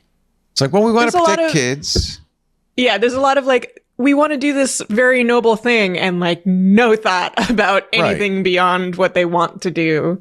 Well, their attitude, we've talked about this before, is just nerd harder, Silicon Valley. You could figure it out. Well, and it's often the big companies that are capable of figuring out some way to comply or to lobby to get the, maybe the law doesn't change, but the rules implementing it get changed in subtle ways. And it's the small companies that have a really hard time, figuring out how to deal with stuff like this. Right. Let's take a little break. We've got a big week for Apple coming up. We'll talk about that in just a bit. Did Fitz get his walk? He did. Okay. He was making noises. Plaintive noises. Yeah. Does he like point at the door like, "This way, Dad"? No, he finds a box and he starts like pawing the box. Oh yeah, you know where he's going. Yeah, he's like, basically saying, "You got 10 minutes." Yeah. It's either going here or it's going out there. Your choice, buddy. Taking it out on the nearest cardboard. You should get him a set of those potty bells. Have you seen those? It's like bells that you hang from your doorknob. Oh, and they jingle? My dog has some. Yeah, it's the cutest thing in the world. Oh my gosh. How do you train it to do that? Basically, anytime you're about to go take him out, you wait until he noses the bells, and then you take him out, and they're very quick to learn. My dog he learned immediately. Yeah. Have you seen there are word buttons? Like I've seen those. And dogs can they really learn that? Some of them look pretty convincing to me. Out. Treat. That's the thing is, like, I would never get my dog that button because he would just sit on it he would just never leave it alone. Our cat has learned how to use the Ring doorbell, which I think is pretty cool. How? Like push the button? No, it doesn't push the doorbell, but it has a camera. By the way, I am very sensitive about the fact that we have a Ring doorbell in the camera. I've turned off the cloud features, and I've made sure the doorbell does not see anything but just our path is shielded from the street, so you can't see anything but somebody coming towards the door. But there's a wall. The Ring doorbell's here, and there's a wall leading up to it. And the cat has deduced that if she walks up to the camera and waves her head, that the chimes inside will ring. And then I look at my watch or my phone and say, "Oh, it's the cat," and I go open the door. And it's happened enough now that she's figured it out. And so she doesn't have a cat door. We just let her out, and we know she's going to ring the chimes when she wants to come back. I think she's trained you in this circumstance. Oh my God. With the help of AI. Animals plus AI. Humans don't have a cat. Yeah, like there may be a lot of examples of animals figuring out how to use AI in the years to come. Wouldn't that be something? Well, the funny thing is there's also a neighbor cat who comes around. He's a little Tom, and he's figured it out. Because Lisa goes out, sees him, goes, "Oh, it's Georgie," and goes out and feeds him. So he's got a lot of incentive to ring the doorbell. Making humans easier to use. You know, one of the biggest mind-blowing moments like that, and I don't know if it's true, but Yuval Noah Harari in *Sapiens* made the argument that we didn't learn to cultivate wheat. Wheat learned to cultivate us. The wheat decided, hey, what's really good for wheat is we get humans to take these grasses that just kind of grow willy-nilly and give them a nice place to grow and feed them and all of that. And then, when they harvest us, take the seeds and plant some more. You can say that about cows and chickens. Cats too. Cows and chickens. That was his position too. Yeah. Yeah. In fact, cows we wouldn't have nearly as many cows if we didn't like to eat them. They'd be extinct. They'd be gone, right? Of course, you can't say that about the passenger pigeon. That's gone because we like to eat them. So there you go. Okay, I'm sorry. That got dark. Let me take a break, and then we will come back, and we'll talk about wonderful things, the things that people listen to our shows for. New phones, new laptops, all sorts of exciting new products. Isn't tech wonderful? It's so wonderful what tech has brought us. That's what I used to do back in the day. I always hated it too. People would say, we want you to give a talk to our user group, but can you talk about gadgets, not politics? Oh, okay, fine. You want to hear what the latest phone is? I got it. Our show today brought to you by ZipRecruiter. Yes, not everybody's firing. Some are hiring, and that's good. Thank you. I appreciate it. What's the latest trend in hiring? Well, it's called skills-based hiring. It emphasizes capabilities over education and direct experience. I love that idea. And it actually works. According to experts, it leads to faster hiring and better job performance. Well, if you're an employer who has adopted skill-based hiring, the best way to ensure that your applicants have the right skills is ZipRecruiter. ZipRecruiter recommends smart screening questions to help you hone in on that perfect match for your role. And right now, you could try it for free at ZipRecruiter.com/twit. ZipRecruiter's powerful matching technology finds qualified candidates fast. You can easily add ZipRecruiter's screening questions to your job post so you get the highest quality applicants. If you want to see who's recently active, ZipRecruiter's filters can show you. No wonder ZipRecruiter is the #1 rated hiring site based on G2. Let ZipRecruiter help you find amazing candidates with the skills you seek. 4 out of 5 employers who post on ZipRecruiter get a quality candidate within the first day. And now you could try it for free at ZipRecruiter.com/twit. That's ZipRecruiter.com/twit. Meet your match on ZipRecruiter. I'm glad to know that there are companies hiring. That's a good thing with all the companies laying off these days. So this is going to be a big week for Apple. Even Tim Cook says so. They did send an invitation out for an event on Wednesday. They call it a press experience that'll be in New York, Shanghai, and London. But Tim Cook said the product announcements begin Monday morning. So get ready. Starting tomorrow, there will be a lot of new stuff from Apple. Likely a new iPhone, the 17. We don't know what they're going to call it. The kind of the inexpensive version of the current. What is it? Is the 17 right? I can't even keep track of numbers. Yeah, 17 or is it 18? I don't know. You can see I'm not as tuned in as I once was to the product scene. There will probably be a low-cost laptop based on an iPhone processor, maybe a little bit less attractive screen, a little bit simpler, lower RAM. RAM probably would be one of the things you'd give up because RAM is so expensive these days. Used to be new product announcements for Apple were like a major nerd holiday. I don't know if you still feel that way. We still feel that way. I don't think so. Nothing to say about that. How about Go ahead.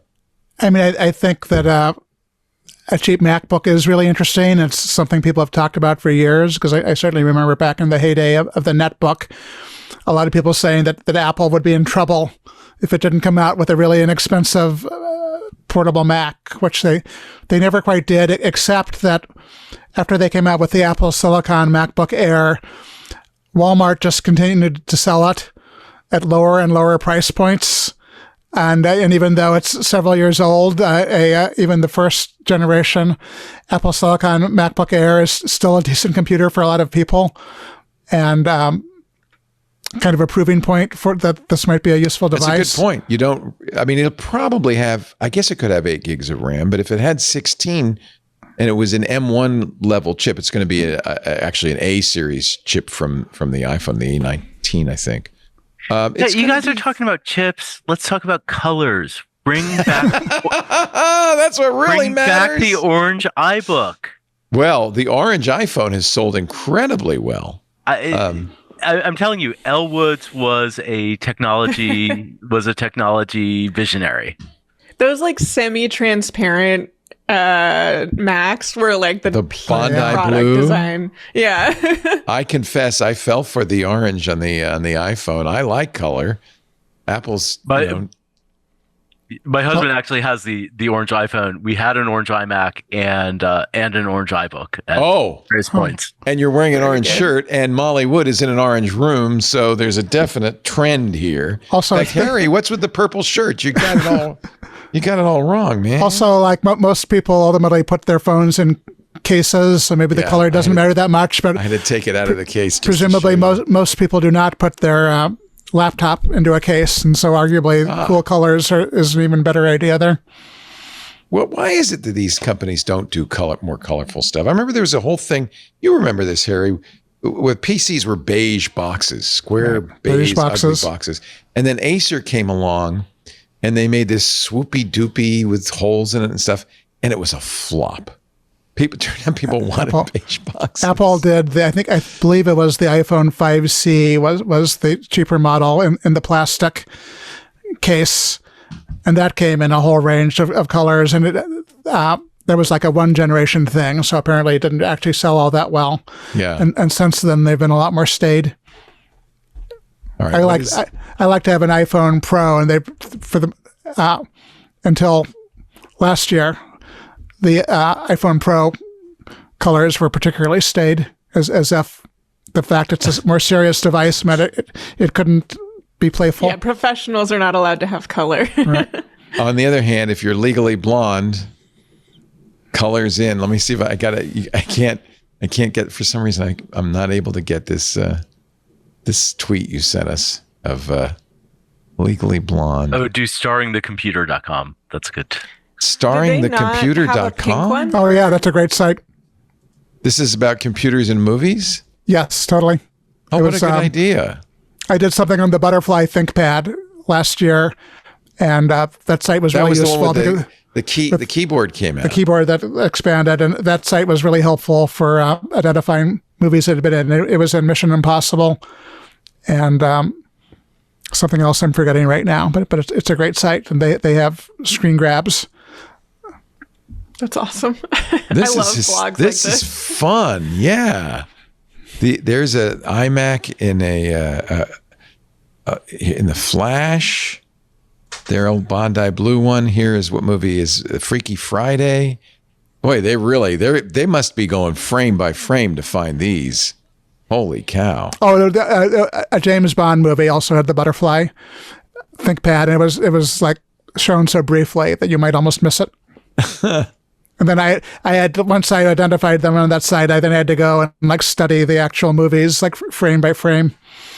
There's the Acer Aspire, the ugly green Acer that I was talking about. This is fun. What a nice site. Starring the Computer. I mean, do you remember the iBook had that handle? Right. Yeah. Carry it like a purse. Right. Yeah, the toilet seat iBook. Yeah. Well, the last very colorful iBook was the toilet seat, the clamshell. That's the My one. favorite Yeah. were the mice that matched those that were circular. They were Do you remember round those? pucks. They were the such a puck. terrible design. It's such a terrible design. I think that iBook, I feel like might have been the ugliest Apple product of all time, but that doesn't mean it was a bad product. I think people loved it because it had personality. It was, yeah. I mean, that whole generation of Apple products had a ton of personality. Well, maybe we're going back to that era. I mean, I think they'll probably look a lot like a MacBook, but they might be a little more colorful. But MacBooks I mean, don't talk even about have the they don't even have the light anymore that shines through the Apple logo. Yeah. They don't even do that No, anymore. the Apple used to glow. That was so cool. I mean, the gay tech mafia is letting us down. True. I'm just going to put it out there. Tim Cook, what are you even doing? They've got a prior rainbow on the already? campus. What do you want? What do you I know, want, man? like it's it's 6 colors. It's in the logo. Come on, Yeah, it was in the logo. it was Then in they the made it logo. boring white logo. Though the teaser for this new event is people It's are very speculating colorful. that there's Those are the there's color colors. involved. Those are the 4 colors right there. Yeah. By the way, you keep saying Gay Mafia. This was a pre-show conversation. It was a cover. It's the cover story of Wired magazine this month about what that they've discovered that there are gay people in Silicon Valley. There are gay people in Silicon Valley and they know each other. Shocking. Although the cover is actually quite shocking. I don't even know if I want to show it.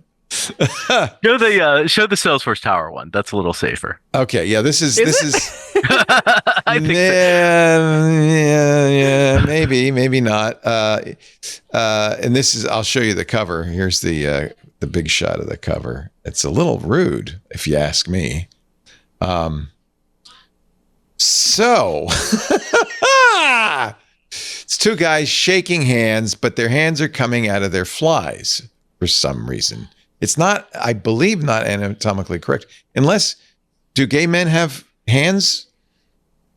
gay men have hands and we do yoga. Oh, yeah, very flexible.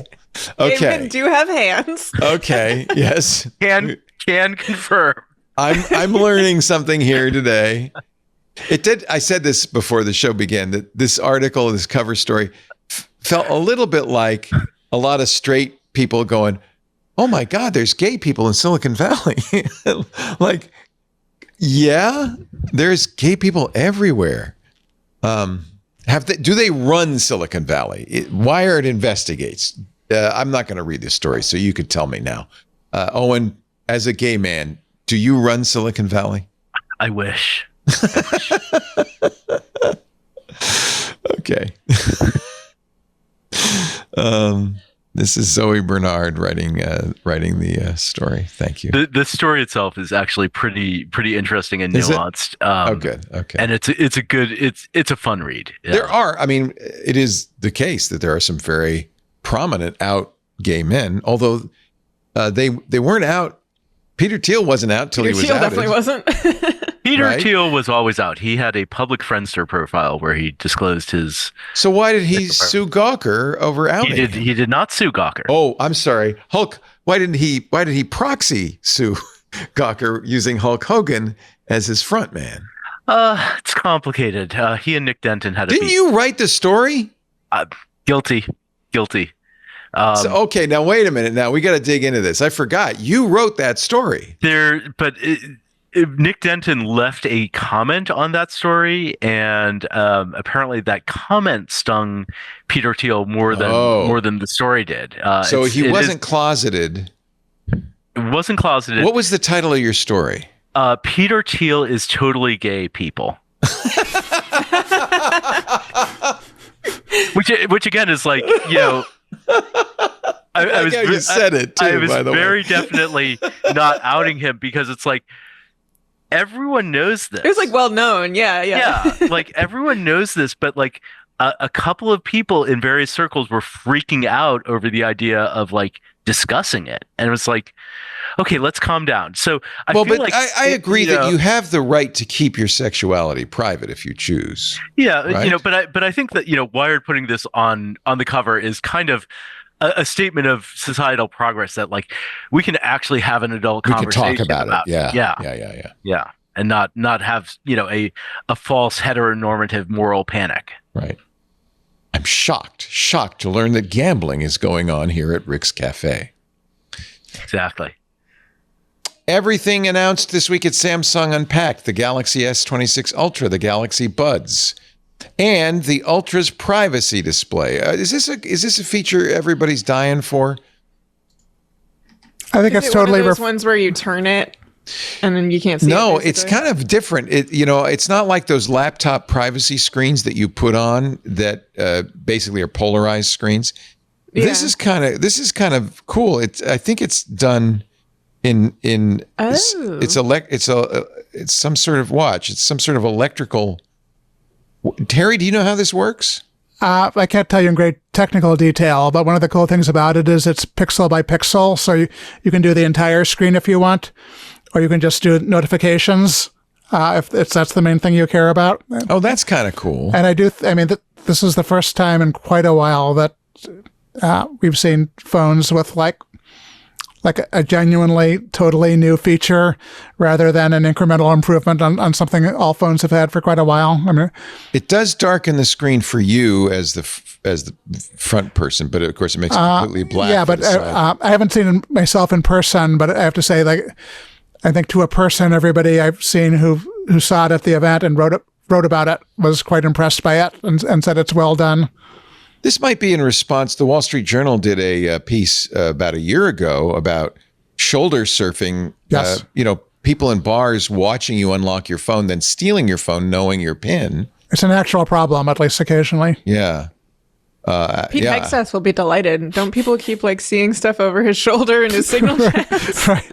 Yeah, it would be a real boon for the Trump administration. It'd be great for, people in the cabinet are going to love this. Okay. There's not a whole lot new in the S26. It has some impressive Google AI, including some stuff that sounds comparable to some of the features Apple announced year before last and still haven't shipped. Oh, that's interesting. Yeah, that is. At this point, it's kind of. It's not too hard to beat Apple and AI. Samsung and Google seem to have done a good job of, in some ways, competing with each other, but also collaborating in a way that's probably fruitful for both of them. Yeah. Although I'm watching the Samsung event and I'm thinking every year, it's not just Samsung, but a lot of it's Samsung. They show these features. I get the phone, I play with it for about a day, and then I forget about it and I never use it again. Apple's somewhat the same thing, I guess.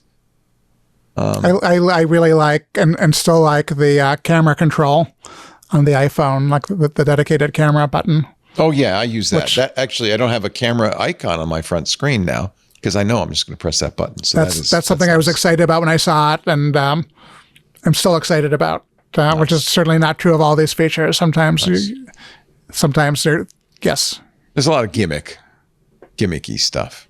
The other thing is I never believe what I see at these events, right? You've learned that, right? I want to see it in real. Well, particularly after the WWDC with Apple wowing everybody with stuff, which it turned out they couldn't build, and on some level are still trying to figure out how to build, given that they brought in Google just recently. Google does the same thing, though, right? I mean, Google I/O for years, they'd show stuff often that would never really materialize, or if it did, it would never quite live up to it. It's probably particularly common now that they have these developer conferences, and which involve pre-announcing an entire year's worth of new features in some cases. Right. Let's talk a little bit about hacking. There was an interesting story in the Iran attack. Of course, I'm sure by now you know that Israeli airstrikes actually hit Tehran, killing the leader and many of his generals.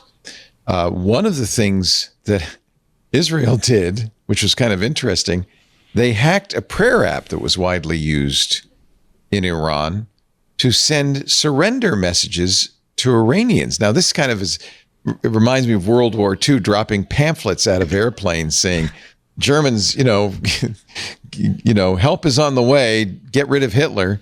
That's what these messages said on this prayer app mysterious push notifications saying help is on the way and amnesty if they surrender. I think we don't know yet how much hacking went on, but I suspect there was quite a bit of cyber warfare in this attack, just as there was in the extraction of Nicolas Maduro in Venezuela. I mean, nothing beats the pager. The beeper explosive beepers. Explosion. Yeah. Talk about a supply chain threat. Yeah, that was wild. Yeah. Okay, there's always this cautionary tale, though, about using cyber warfare, because what we do to them, they can do to us. And it doesn't require a massive military to do it back, right? It just requires, half dozen good hackers. Yeah, I mean, look at North Korea. Exactly. Yeah. Axios had a story about what an AI-enabled cyber attack would look like to us. Paul Nakasone, former head of the NSA, said that a nation state that has breached systems critical to the supplies of food and water could trigger an outage. Maybe they're planning to trigger an outage. We know that the Chinese, for instance, have invaded, in many cases, our infrastructure, our grid, electrical grids, and so forth with malware they haven't triggered. Nakasone said, there's a risk if they lose control of an AI agent that could be triggered inadvertently or without human interruption.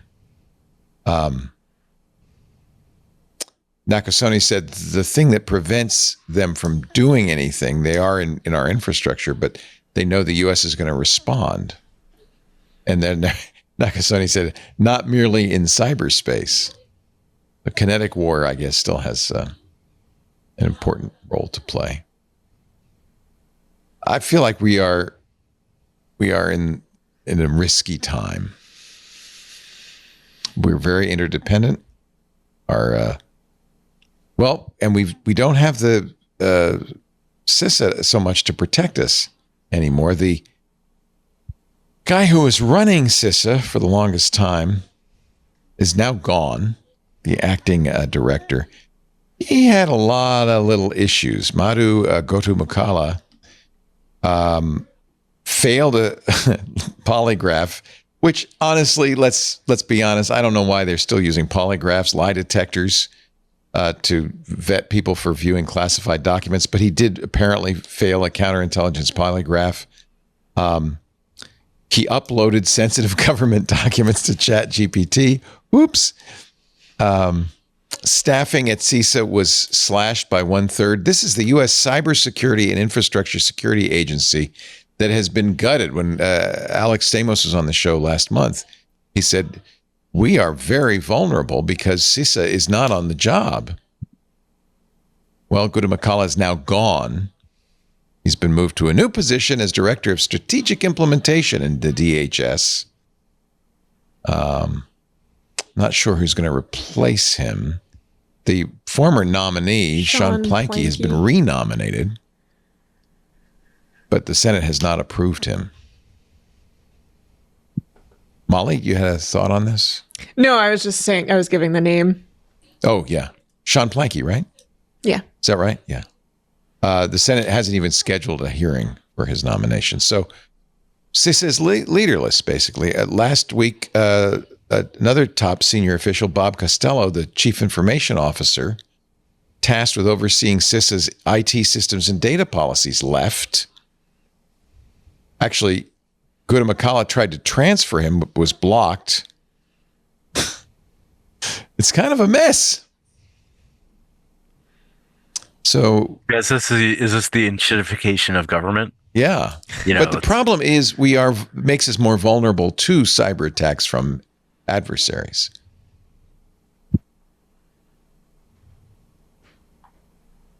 All right. Absolutely. It's, the way that the Trump administration, for example, shut down, offensive operations, I believe targeting Russia, it's offensive and defensive, basically left us blind to what they might be doing. And if you're a country like Iran that knows that you're going to be, you're under a lot of pressure from the U.S., you're under sanctions, and you might well be attacked, I would assume that they would work very hard to create a core of hackers like North Korea has done, like China has done. I know Russia has very accomplished hackers in the GRU. We have a lot of enemies out there, and maybe they don't have the missiles that can reach our shores, but they certainly have cyber skills. Seems like we should be beefing up our defenses, not taking them apart. I should warn you, there is a new attack. If you have a guest network set up on your Wi-Fi, you might want to turn it off. There's a new attack called Air Snitch that bypasses Wi-Fi encryption. It uses a guest network to break into your regular network. It seems like a reasonably, I'm not going to say easy attack, but if you have don't make any enemies in the hacker community, let's say.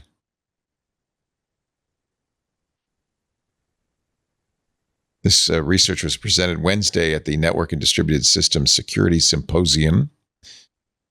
It's a Wi-Fi encryption bypass in the sense that it bypasses client isolation.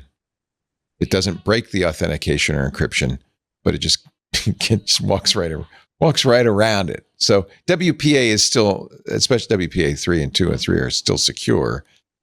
But if you've got a guest network, you might want to turn it off, I guess.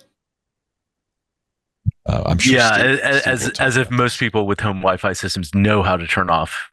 Do I have a guest network? I don't know. Probably. I was surprised to learn just yesterday that Xfinity has set up a Xfinity Wi-Fi network for my neighbors on my router. You only just learned about that? Well, I knew they were doing it on consumer routers, and I knew how to turn it off on my old consumer router, but I have business class, and I don't think I can turn it off on the business router. I think I have to offer Wi-Fi access to anybody who walks by my house. This is why I reluctantly stuck with Comcast for high-speed internet, but I brought my own DOCSIS router to the party. I finally, for the years, I was using a modem I had bought, but I had a deal, a all-you-can-eat deal with Xfinity, where they sent me a modem, which I would ignore.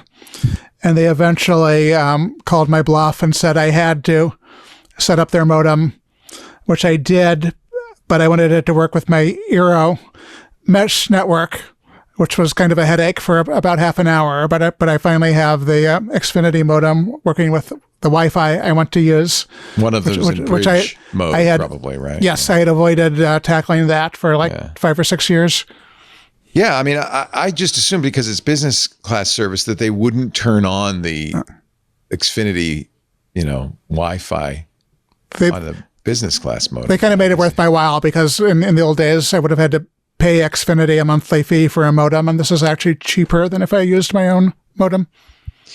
I'll ask Burke if you can log into my modem and turn that off. That would be great. I appreciate that. I just didn't realize they would do that. As far as I know, they can't share my Wi-Fi because I'm not using them for Wi-Fi.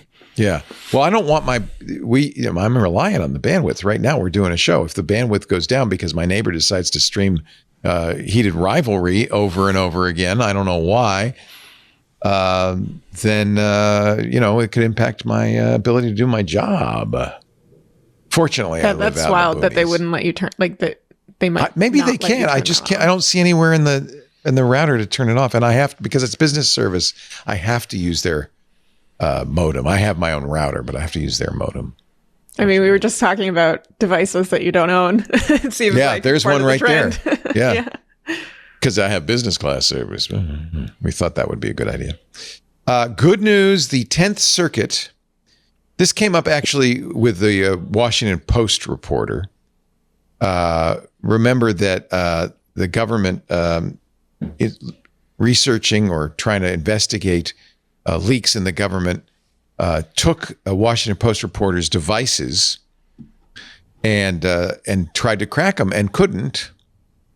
The 10th Circuit Court of Appeals overturned a lower court's dismissal of a challenge to sweeping warrants to search a protester's device and digital data and a nonprofit's social media data. The case was the Armendariz versus the city of Colorado Springs. It was a housing protest back in 2021. Colorado Springs police arrested protesters for obstructing a roadway. They also obtained warrants at the time to search the devices and data of one of the protesters who they claimed threw a bike at them during the protest.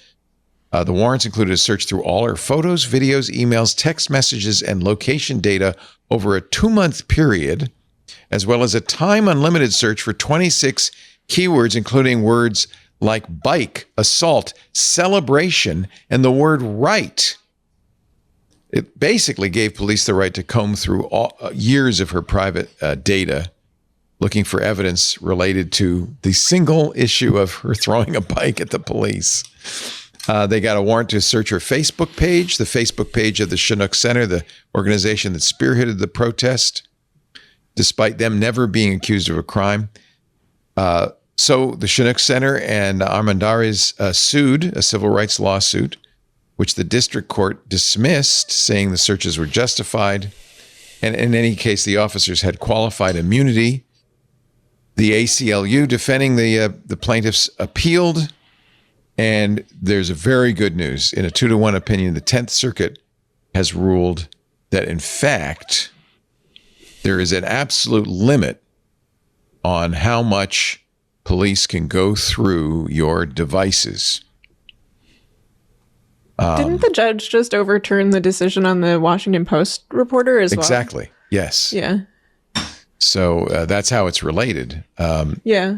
Government has been trying very hard to break through this wall of privacy, but we store so much stuff on our devices. So I'm not sure what the status is of the Washington Post reporter. I think the judge is going to review the evidence that was, I think he himself is going to be the one who reviews the evidence that was as opposed to seized. law enforcement. The judge usually there's like a team that is brought, like an independent team is brought in. The idea of the judge himself sifting through all that seems a little unusual to me, but more power to him, I guess. U.S. Magistrate Judge William Porter says he'll independently review the contents of Hannah Nathanson's devices instead of allowing a Justice Department filter team to perform the search. Apparently doesn't trust the Justice Department. He said he balanced the need to protect Nathanson's free speech rights with the government's duty to safeguard top national security information. That's back to the presumption of regularity, which is increasingly off the table. Yeah. Well, and I think the judge was particularly angry because I think he argued that the government did not properly inform him of a law like pertaining to, I think specifically journalists, like seizing journalists' work. So I think he was already kind of predisposed to not trusting the DOJ in this particular case. He had originally temporarily barred the government from looking into, they took her phone, 2 laptops, a recorder, a portable hard drive, and her Garmin smartwatch. Oh, that's going to be probative. And the judge said he initially barred the government from reviewing any of that material. But I guess he feels like, well, I'm going to look through this. And I mean, if I were Nathanson, I wouldn't be happy about any of this. Protecting your sources is kind of fundamental to good journalism, and protected. It's protected by the First Amendment. Well, we'll keep up on that one, but at least in this case, there is some restriction on the broad search of protesters' devices. Did you do SETI at home ever? Any of you? Helping to search for extraterrestrial intelligence? No. You did it, Harry? I did. I did not. You did? Oh, Molly, you did. Yeah. I did. Well, it's over, of course. But, so for 21 years, between 1999 and 2020, millions of people loaned UC Berkeley scientists their computers to search for signs of advanced civilizations. It was SETI at home. I did it too. I did a few of those, right? There were a bunch of other ones. There was folding at home. Folding at home, yeah. Yep. I think that was the one I mostly did. Yeah, the idea was you let your unused CPU cycles do some, work that could be aggregated. And, by the way, folding at home has now been basically superseded by AlphaFold, which does a much better job, much faster doing protein folding. So the data came from the now defunct Arecibo Observatory, right? That's fallen apart. But they had a lot of data, 12 billion detections, momentary blimps of energy at a particular frequency coming from a particular point in the sky. They're hoping maybe that is signal from the ETs. After 10 years of work since the closing of the project, the SETI at Home team has finished analyzing those detections. They've winnowed them down first to 1 million candidate signals and now to 100 that are worth a second look. So they've got access to China's 500-meter aperture spherical telescope. It's called FAST. And they've been pointing it at these 100 targets since July, hoping to see the signals again. So far, nothing. If we don't find... Go ahead. Wasn't Obama talking about intelligent he life? Did an interview, and Then he dropping hints about aliens. Then he I think he was teasing thereafter. I think he was teasing. Anyway, I guess if you did SETI at Home, you'll be glad to know it wasn't completely wasted, and they're now looking at 100 signals. When we were designing SETI at Home, said David Anderson, the co-founder, it went way, way beyond our initial expectations. We tried to decide whether it was worth doing, whether we'd get enough computing power to actually do new science.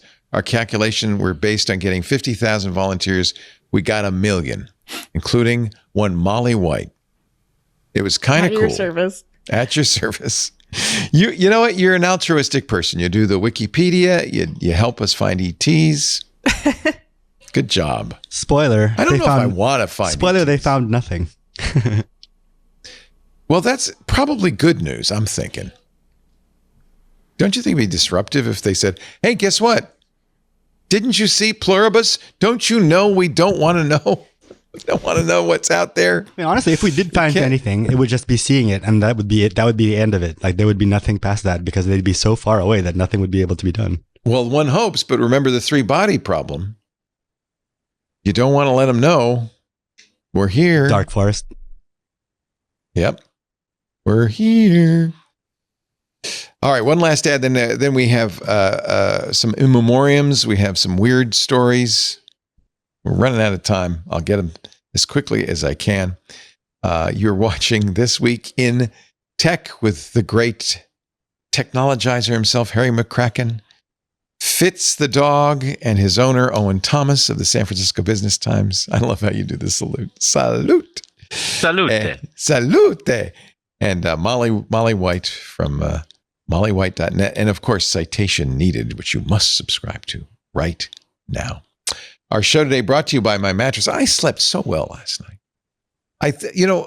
Saturday night is very important that I get a good night's sleep so that I'm fresh and ready to do this show. This is, it takes a lot of cognitive energy. The deep sleep is so important. That's why we invested in a mattress. You spend more than a third of your life on your mattress, right? Your mattress is home for where you cuddle Fitz, where you roll around with your cats. You watch TV, you read books, and, now that it's springtime, maybe recover from all of those allergies. Yes, it's allergy season. You need more sleep. So now's the perfect time to invest in a new mattress and stay comfortable inside, away from the allergens with your Helix mattress. I have to say, I love our Helix bed. We ordered it. It's been about a year now, and it's made a huge difference. No more night sweats, no back pain, no motion transfer. It's so comfortable. Don't settle for a mattress made overseas with low quality and questionable materials. Most mattresses are. Rest assured, your Helix mattress is assembled, packaged, and shipped from Arizona within days of placing your order, so it's fresh. We did the Helix Sleep quiz. I'd encourage you to do this, which matches you with the perfect mattress based on your personal preferences, your sleep needs. I'm a side sleeper. So we got a mattress, and I like a firm mattress. We got just the right mattress, but they have mattresses for every style and preference. And it really works. I notice I keep track my sleep with my Oura Ring. A definite increase in not only how much time I spend sleeping, but in my deep sleep, which is the most important sleep cycle. I went from about 15 minutes a night to more than 40 minutes a night. And that is a big improvement.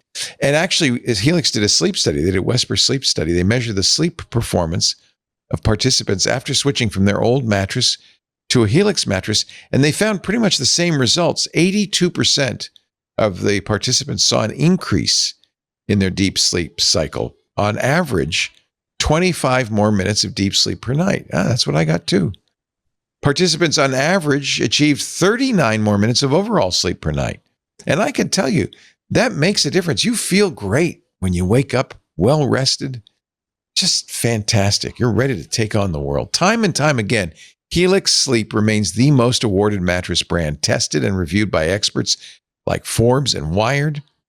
Helix will deliver your mattress right to your door. They have free shipping in the US, and you can rest easy with seamless returns and exchanges. The Happy with Helix guarantee provides a risk-free, customer-first experience, ensuring you're completely satisfied with your new mattress. We didn't need to return ours. It was perfect. You're never getting away from me. I love it. Go to helixsleep.com/twit for 27% off site-wide during the President's Day Sale Extended Best of Web, exclusively for listeners of This Week in Tech. That's helixsleep.com/twit, 27% off the President's Day Sale Extended Best of Web. But this offer ends March 1st, today, so make sure, do put our show name in after checkout so they know we sent you. That'll help us a lot. If you're listening after the sale ends, check them out. There's always great deals at helixsleep.com/twit. We thank them so much for their support and for my very good night's sleep. I am very happy to say, kind of a watermark for podcasters, Americans now listen to podcasts more often than talk radio. I'm actually kind of surprised it took us this long. Totally. Edison does these surveys, and here's the graph. As AM and FM radio have declined dramatically over the last 10 years, from 75% of daily spoken word audio time to 40%, as podcasting has gone from 10% 10 years ago to 40%. We've crossed the wires, crossed the streams. We're bigger than radio, kids. It's a 20-year. I wonder how they count radio shows that also, have podcast feeds. Is that? Oh no, that's confusing. Yeah, you're right. Yeah. Everybody, iHeartMedia, my old company, absolutely realized. It's funny, when I started doing my radio show in 2004, I asked management, can I put it on the internet? And they said, yeah, nobody's going to. You go ahead. That's never going to impact our audience. And they were right for 20 years. But now they're doing podcasts of all their shows. And are they counting podcasts on YouTube as podcasts if people are consuming them on YouTube? Spotify and YouTube, yes. Although I'm with you. I don't really think of that as a podcast. I've finally gotten my head around maybe these things on YouTube being podcasts, even if they're not. They're shows. That's why I never liked the word podcast. It's dumb. Netflix, right? Netflix has been courting podcasters. Netflix from too. YouTube. Yep. Which is interesting, because that is, part of the idea there. And this even goes back to Paramount. Paramount buying Warner Discovery. A lot of the Discovery part of Warner Discovery is HGTV, Food Network. These shows you can kind of leave on in the background. That's exactly like podcasts. You just listen to it while you're doing something else. Okay, I guess that's all right. yeah, like when you're walking a dog. Right. Like 90% of my podcast. That's exactly right. Yeah. 80% of consumers over 18 have tuned into both audio and video. So only a tiny minority only listen to one or the other. 13% only listen to audio, 7% only watch video. Talk radio. Both. like I don't know anyone who's listening to radio and not doing anything else, right? Like the whole point is, I don't know anybody under 80 that's listening to radio. I mean, Yeah. It's not like the days when the family sat around the radio and listened to Jack Benny. Yeah, Jack Benny. I mean, there you go. It's the car though. Like everybody in their car listens to podcasts and not radio anymore. That's the change. Radio, even when I was starting to do the talk show, it was mostly in car. Even by 2004, it was mostly in car. I mean, So as soon as podcasts radio became in the easy to listen to, the commute is the thing, right? Like everybody listens to the radio on their Right. commute, and now it's just a podcast. They pick up podcasts now. right. Yay, we're winning. Burger King is going to use AI to see if its employees are saying please and thank you. The voice-enabled chatbot called Patty, Oh my God. part of an overarching BK assistant platform that will not only assist employees with meal preparation, now put the meat on the bun, but also evaluate their interactions with customers for friendliness. is this because they're not able to hire and retain managers? That's what it sounds like to me. Oh, instead of a manager, you got Patty. Yeah. Patty So is the manager. dystopian. It's so dystopian. If anybody works at Burger King listening to this show, please call in. Let's hear what it's like. I mean, Burger King's been trying to do. This is from The Verge. Employees can ask Patty questions such as, how many strips of bacon to put on a maple bourbon BBQ Whopper? That doesn't sound like that's going to speed up the burger production process. No. How many strips of bacon should I put on this Whopper? But I think that, I think that there is some of the AI jobs are not being eliminated as much as they're never being filled. Think of truck drivers. So, Right. like we just cannot hire enough people to drive trucks to meet the demand. So autonomous trucks kind of make sense to deal with the labor shortage. Now, could you increase wages? Potentially, but maybe the working conditions are such that you are just not going to attract people to those jobs at at any realistic, economically feasible wage.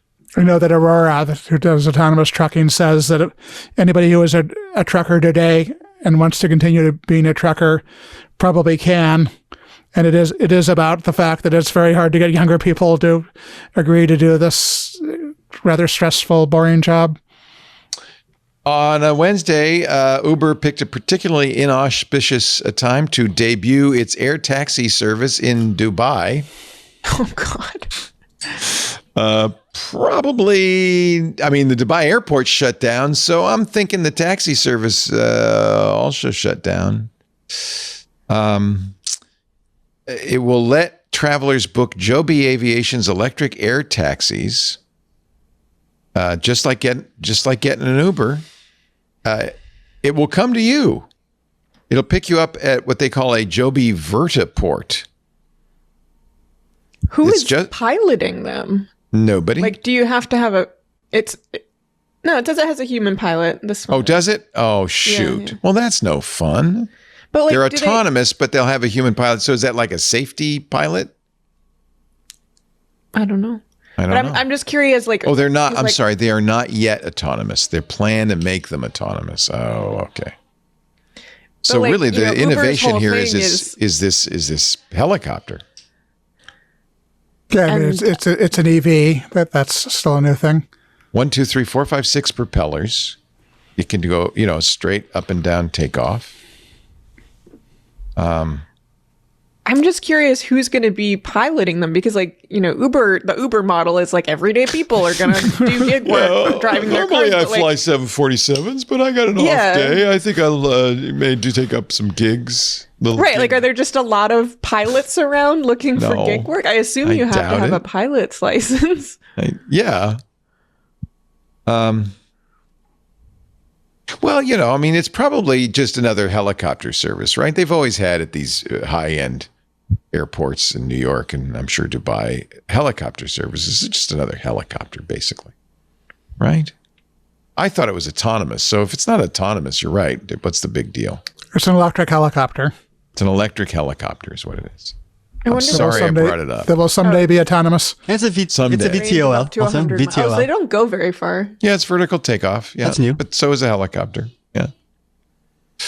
A couple of in memoriams. The creator of Red Dwarf, which I know a lot of our listeners are big fans of, a British comedy show. Rob Grant has passed away at a very young age, sad to say. He also was one of the writers on Spitting Image, which was that great political puppet show, which is just wonderful. And of course, Red Dwarf made one of our good friends, Bobby Llewellyn, famous. He played Creighton, the robot, on it. And Llewellyn is a good friend of the network, but also does his own car podcasts. Rob Grant, not Bobby. Bobby's still with us. Rob Grant passed away, creator of Red Dwarf. And I have mixed feelings about this. Dan Simmons also passed away from a stroke at the age of 77. I consider Dan one of the great science fiction writers. His Hyperion series is one of my favorite sci-fi books. He himself, not one of my favorite people. It always is complicated, right? When, these guys are great writers, but not such great people. His politics kind of went off the deep end towards the end. I just got, though, in honor, he passed. If you haven't read the Hyperion Cantos, I can't recommend them more highly. And I just got his book from 2007, which is kind of a horror historical fiction novel called The Terror. I read that. It's is a it good? Weird book. Is it weird? Good. It is weird. Yeah. I have this thing where I really like to read about people being like forced to survive in really cold places when I'm warm inside. Oh man, it's cold. It is really cold. It's the account of John Franklin, his expedition to find the Northwest Passage, and apparently there's a supernatural element. That is very weird. It's a very normal book up until maybe the last third, and then you're like, wait a second, what is happening? Yeah. Oh, good. I'll have something to look forward to. Anyway, Hyperion is really good. The Hyperion, the Fall of Hyperion, Endymion, and the Rise of Endymion are fantastic novels, which I would highly recommend. So, because of that, I will note his passing at the age of 77 of a stroke. And that, we always like to end with death on this show. It's the final frontier. Light and cheery. That concludes this episode of This Week in Tech. Molly White, you're fantastic. I enjoy your new orange place. I think it is actually yellow, I will say. Oh, okay. It's my lighting, I think, but it's warm, I guess. It is a warm yellow. It's very goldenrod. Goldenrod. Wow. Citation Needed is absolutely a must. CitationNeeded.news, a newsletter by Molly White, covers crypto, right? But not just crypto. Not just crypto, but a lot of crypto. Yeah. The year of technoligarchy. That's a good word. Technoligarchy. Yeah, I wrote technological oligarchy too many times. And I was like, let's just make it one word. And it's funny because I was mentioning how I use RSS to create my own newspaper, and I realized you had an article about it. Maybe that's where I got the idea. So there you go. Big fan of RSS. Citation Needed. It's free, but become a subscriber because it would be nice. It would be nice. Helps me keep it free. Yes, exactly. Thank you, Molly. Great to see you. Molly White. Thanks for having me. Mr. Owen Thomas, San Francisco Business Times. Can we see Fitz?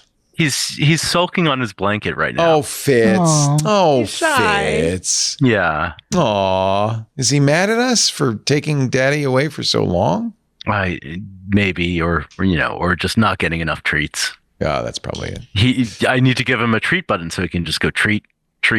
Yeah. I want to see that. What are you working on? Anything you want to plug? He's a managing editor there at the Business Times. Let's see. Just wanted to mention in all the AI news, we did have a scoop about OpenAI moving into Mountain View. So now, instead of just taking over all of San Francisco real estate, they are also plunging into Google's backyard. So wow, big real estate move. also competing with XAI, Elon Musk's AI company, which is just one city north in Palo Alto, buying up real estate there, or leasing real estate, I should say. How big is Palo this Alto. office conference? I believe it's north of 300,000 square feet. So Wow. it's a big complex. Former Symantec headquarters, if you remember that. Oh, I know name. that. Symantec. Building. Yeah, R.I.P. Peter Norton. Peter Norton. Now now Intel, Northern right? LifeLock, I think. Oh, No, LifeLock's got them. Yeah. Okay. Yep. Well, everybody should read the San Francisco Business Journal. We were going to talk a little bit about the Renaissance. I can't see. Oh shoot! I believe I gave you a gift article there. I need a gift article. Give me a gift article. It is. Gosh, I got to stop using an ad blocker. Oh, that's my a problem. But I can tell you, our most recent cover story was about UCSF. The effects of AI are not just on tech itself, but AI is playing a big role in health. UCSF has expanded their footprint by about 2 million square feet in the past 2 years. Wow. Acquiring hospitals, leasing or buying new space.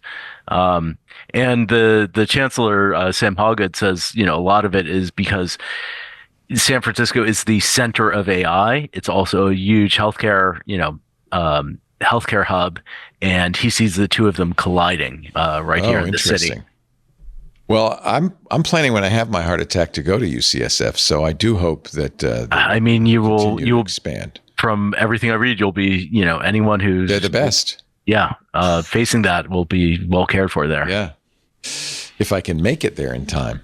A friend of mine is doing lung rehab. They have like physical therapy for your lungs if you're having issues. My daughter went there. She had nodes on her vocal cords and had a really great ENT doctor who helped her completely cure it and get better. It's a really good hospital and medical facility.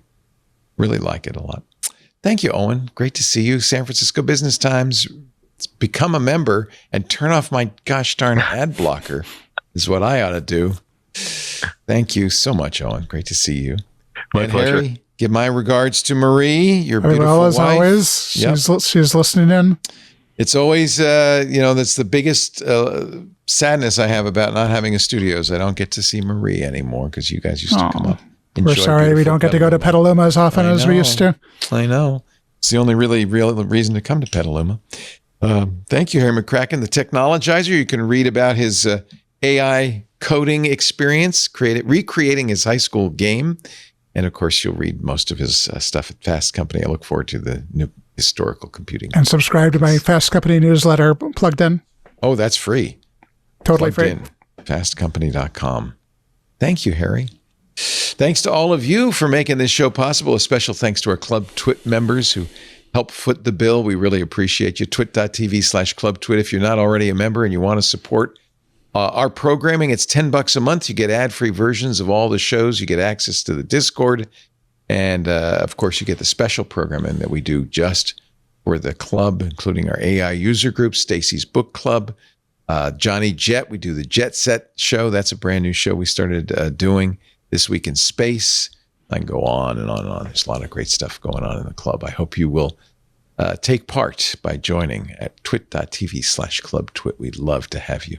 We do This Week in Tech every Sunday, 2 p.m. Pacific, 5 p.m. Eastern Time. Next Sunday, we are going to daylight saving time, our summertime here. So normally we do it at 2200 UTC, but because we're moving, not UTC, we'll now be at 2100 UTC. You can watch the live streams at YouTube, Twitch, TikTok, Facebook, LinkedIn, and Kick.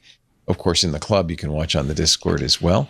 After the fact, on-demand versions of the show available at our website, twit.tv.